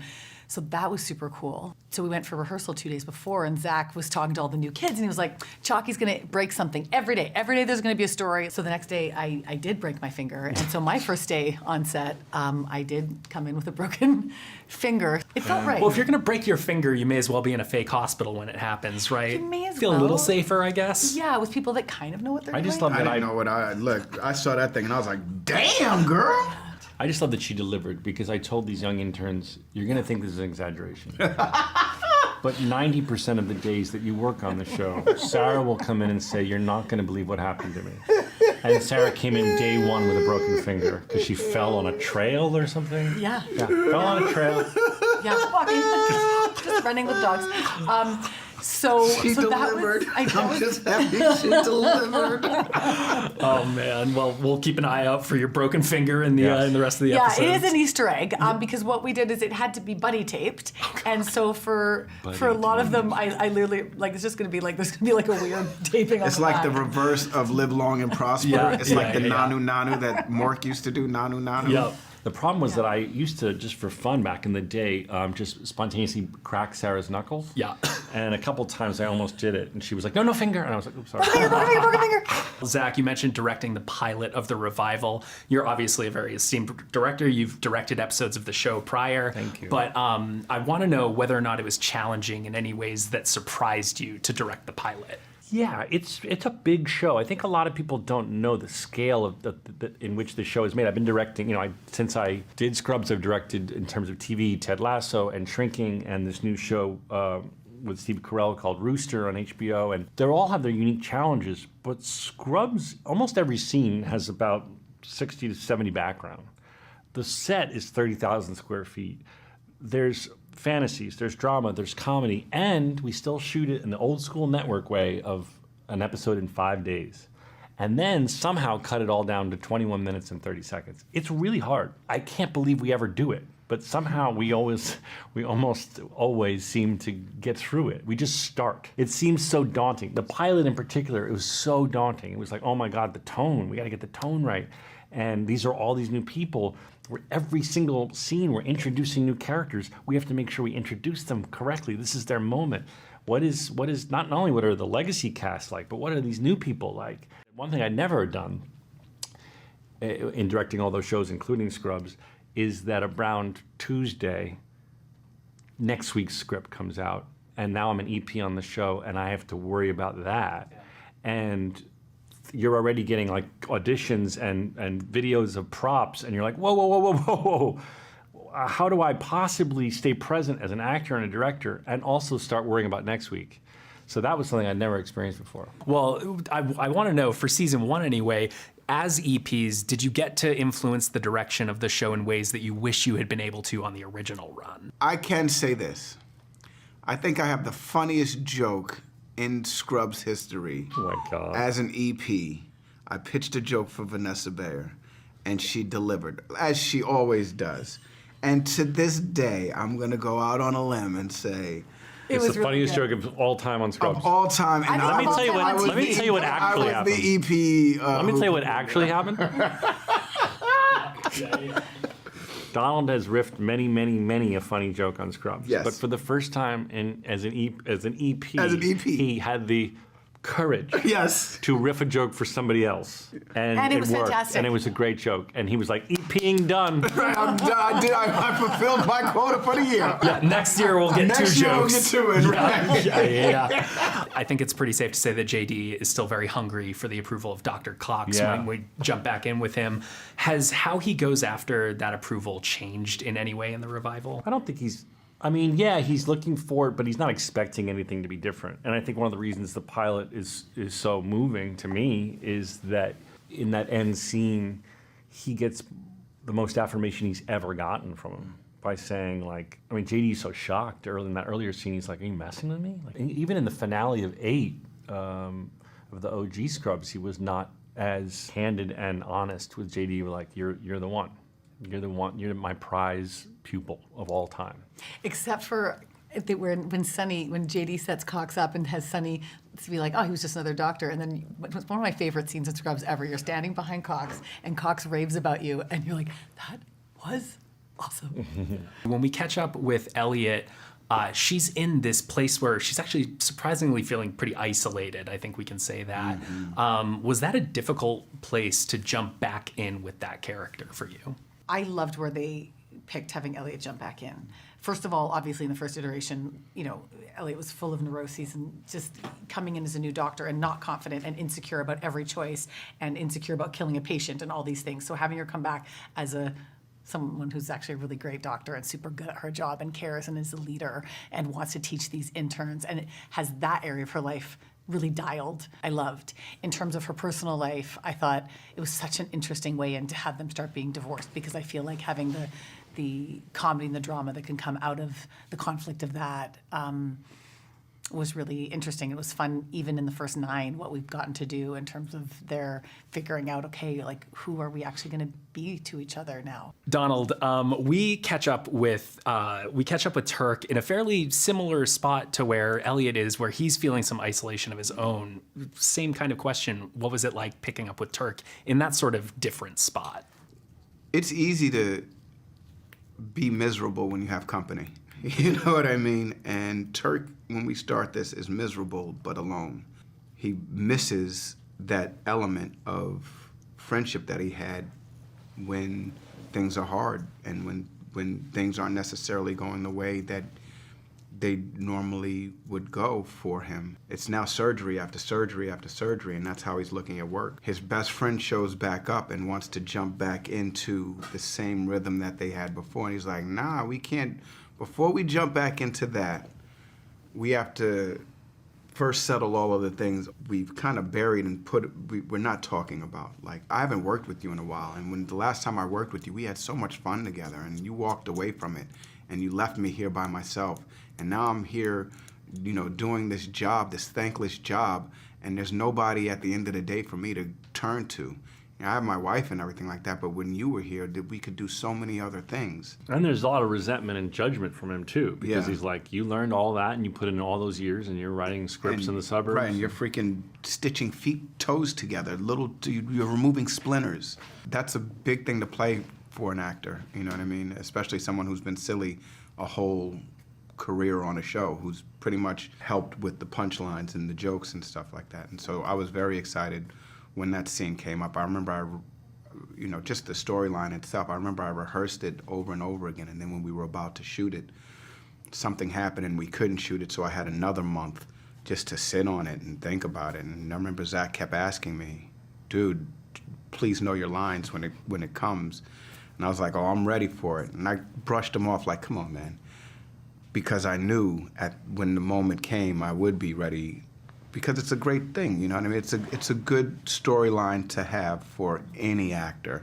Just something to play against type. And that's what he got to do. That's what I got to do. One of my favorite parts of Scrubs has always been the fact that JD and Turk really model one of the healthiest male friendships that I've ever seen on TV, like codependence notwithstanding, because there's a little of that. I want to know for you guys, like, how important was it for you to like continue to evolve that for the revival? Now more than ever, you know, on the podcast we have Scott Galloway on. I don't know if you know him, but he writes and speaks a lot about the male loneliness epidemic, and it was really interesting hearing him talk about it.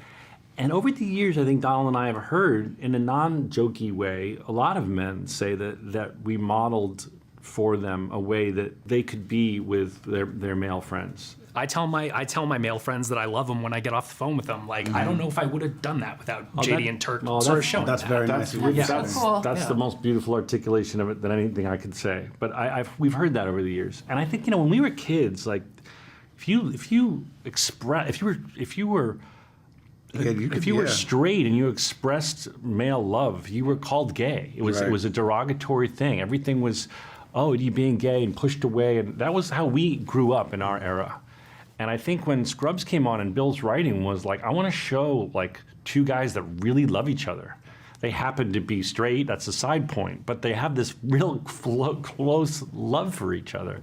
And so I love that people like yourself use that as a touchstone. That means the world to us. For my money, the needle drops in Scrubs are some of the best we've ever seen in TV. Like all the Colin Hay stuff, How to Save a Life, some really memorable moments. Are there any big needle drops that we can kind of expect in this revival that you guys love? That's a good question to ask this gentleman right here. Anything you can tease? Well, you know, there's a banger we drop in the pilot. Oh yeah, I loved that. That Turk cues with his remote. Yep. But you know what? This is the king of the mixtape right here. Well, I also have to give a lot of credit to Krista Miller, who plays Jordan, who did the bulk of a lot of the OG music choosing, and we have her again with the new show. But yes, we're still mixing and cutting them all right now. So yes, people, I promise the people who love the music on the show will be pleased. We're gonna put the same amount of love into it. Great. Well, it was so nice talking to you guys. Scrubs airs at 8 o'clock on ABC, Hulu the next day. We have plenty more Fan Fest coming up. Don't miss it. Thank you. That was great. Guys, thank you so much. So has this IGN Fan Fest been amazing or what? We're getting close to saying goodbye to the show today, but believe it or not, we have one more surprise for you. I guess you could say there's one piece of the puzzle left. Did you just say one piece? I did. Turns out I'm pretty bad at keeping secrets. Roll it. There's gotta be some safer islands around here. It doesn't seem like it. We're low on food and pretty much everything. This could be our last chance to stock up before we get into the Grand Line. It is dangerous to enter the Grand Line underprepared, and we're not that far away. Maybe we could... You're free for the first time in your life. Haven't you earned the right to buy yourself a little something nice? No. No. Don't you fall for it. I could do with a little shopping. What? What? Curse you, Sanji! Curse you! And your charm, your chiseled jawline, your ocean eyes. We need someone who can talk some sense into the... Zoro! Zoro! Buddy, back me up here. Sanji and Nami want to go to an island full of Marines to go shopping, which I think is a pretty stupid idea considering me and Luffy on our wanted poster now. Tell me you agree with me. Shopping. Yeah, can you believe it? Good idea. What? I need 2 more swords. Been feeling off. Since the sword shatter and ass kicking Mihawk gave you? Shut up, you weren't even there. Well, that's all I needed to. Sorry, Usopp. That's another vote for Lowtown. This isn't over yet. Where's Luffy? What do you think? Hey, Luffy! Crew meeting.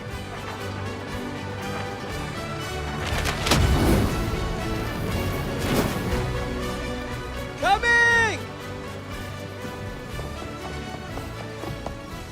Hey, what's up? Luffy! I've always respected your position as captain on this crew, and now's the time for you to step up and put your foot down with these hooligans, otherwise we're gonna get killed. What do you mean? We need to make a stop. But we're going to the Grand Line so that I can find the I'm One Piece Piece and and become king of the pirates.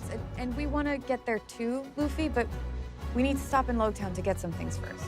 What's in Logtown? Death! I don't want that. I need new swords. Good. That could help with the debt. And we need more food for the journey ahead. Even better. And it's also the place where Gold Roger was executed. The place where the king of the pirates was born and died. Where the legend of the One Piece was born. You want to see it, don't you? You know I do! And you thought we were gonna skip Logtown. Well, IGN Fan Fest 2026 is coming to an end, but a huge thank you to everyone who took the time to watch from wherever you are, but extra bonus thanks to anyone who watched from school or work. We won't tell. If you had fun watching FanFest and want to be a part of something even bigger, up close and personal, we'd like to invite you to join us at IGN Live 2026. This June, we're returning to downtown Los Angeles for our 3rd annual in-person event celebrating the best in pop culture. It's all taking place June 6th and 7th, and you can find more info at ign.com/live or scanning the QR code on screen. It's a ton of fun, and we'd love to see you there. But in the meantime, for all the latest in gaming and entertainment news, reviews, interviews, all the oohs really, you're already in the right place, IGN. Ooh, GN, right? Ooh. IGN Fan Fest is presented by Neverness to Everness and HyperX.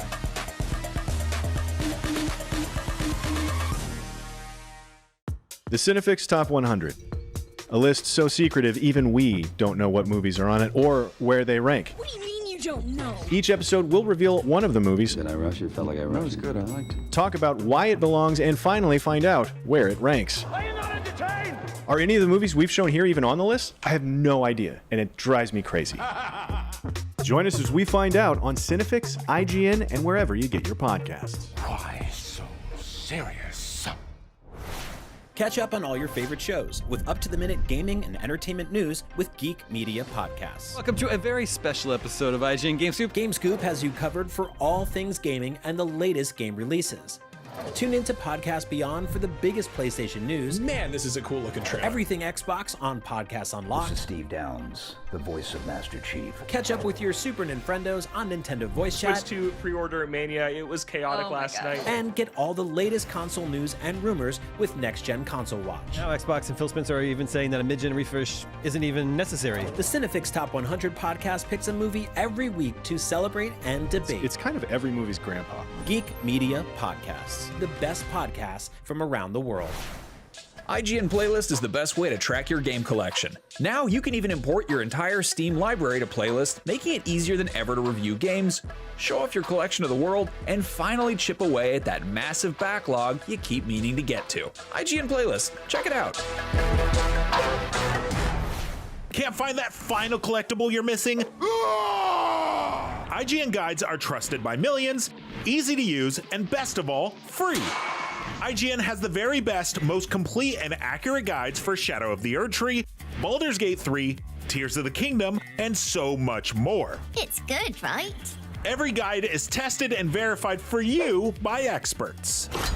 Just search for IGN when you search for guides.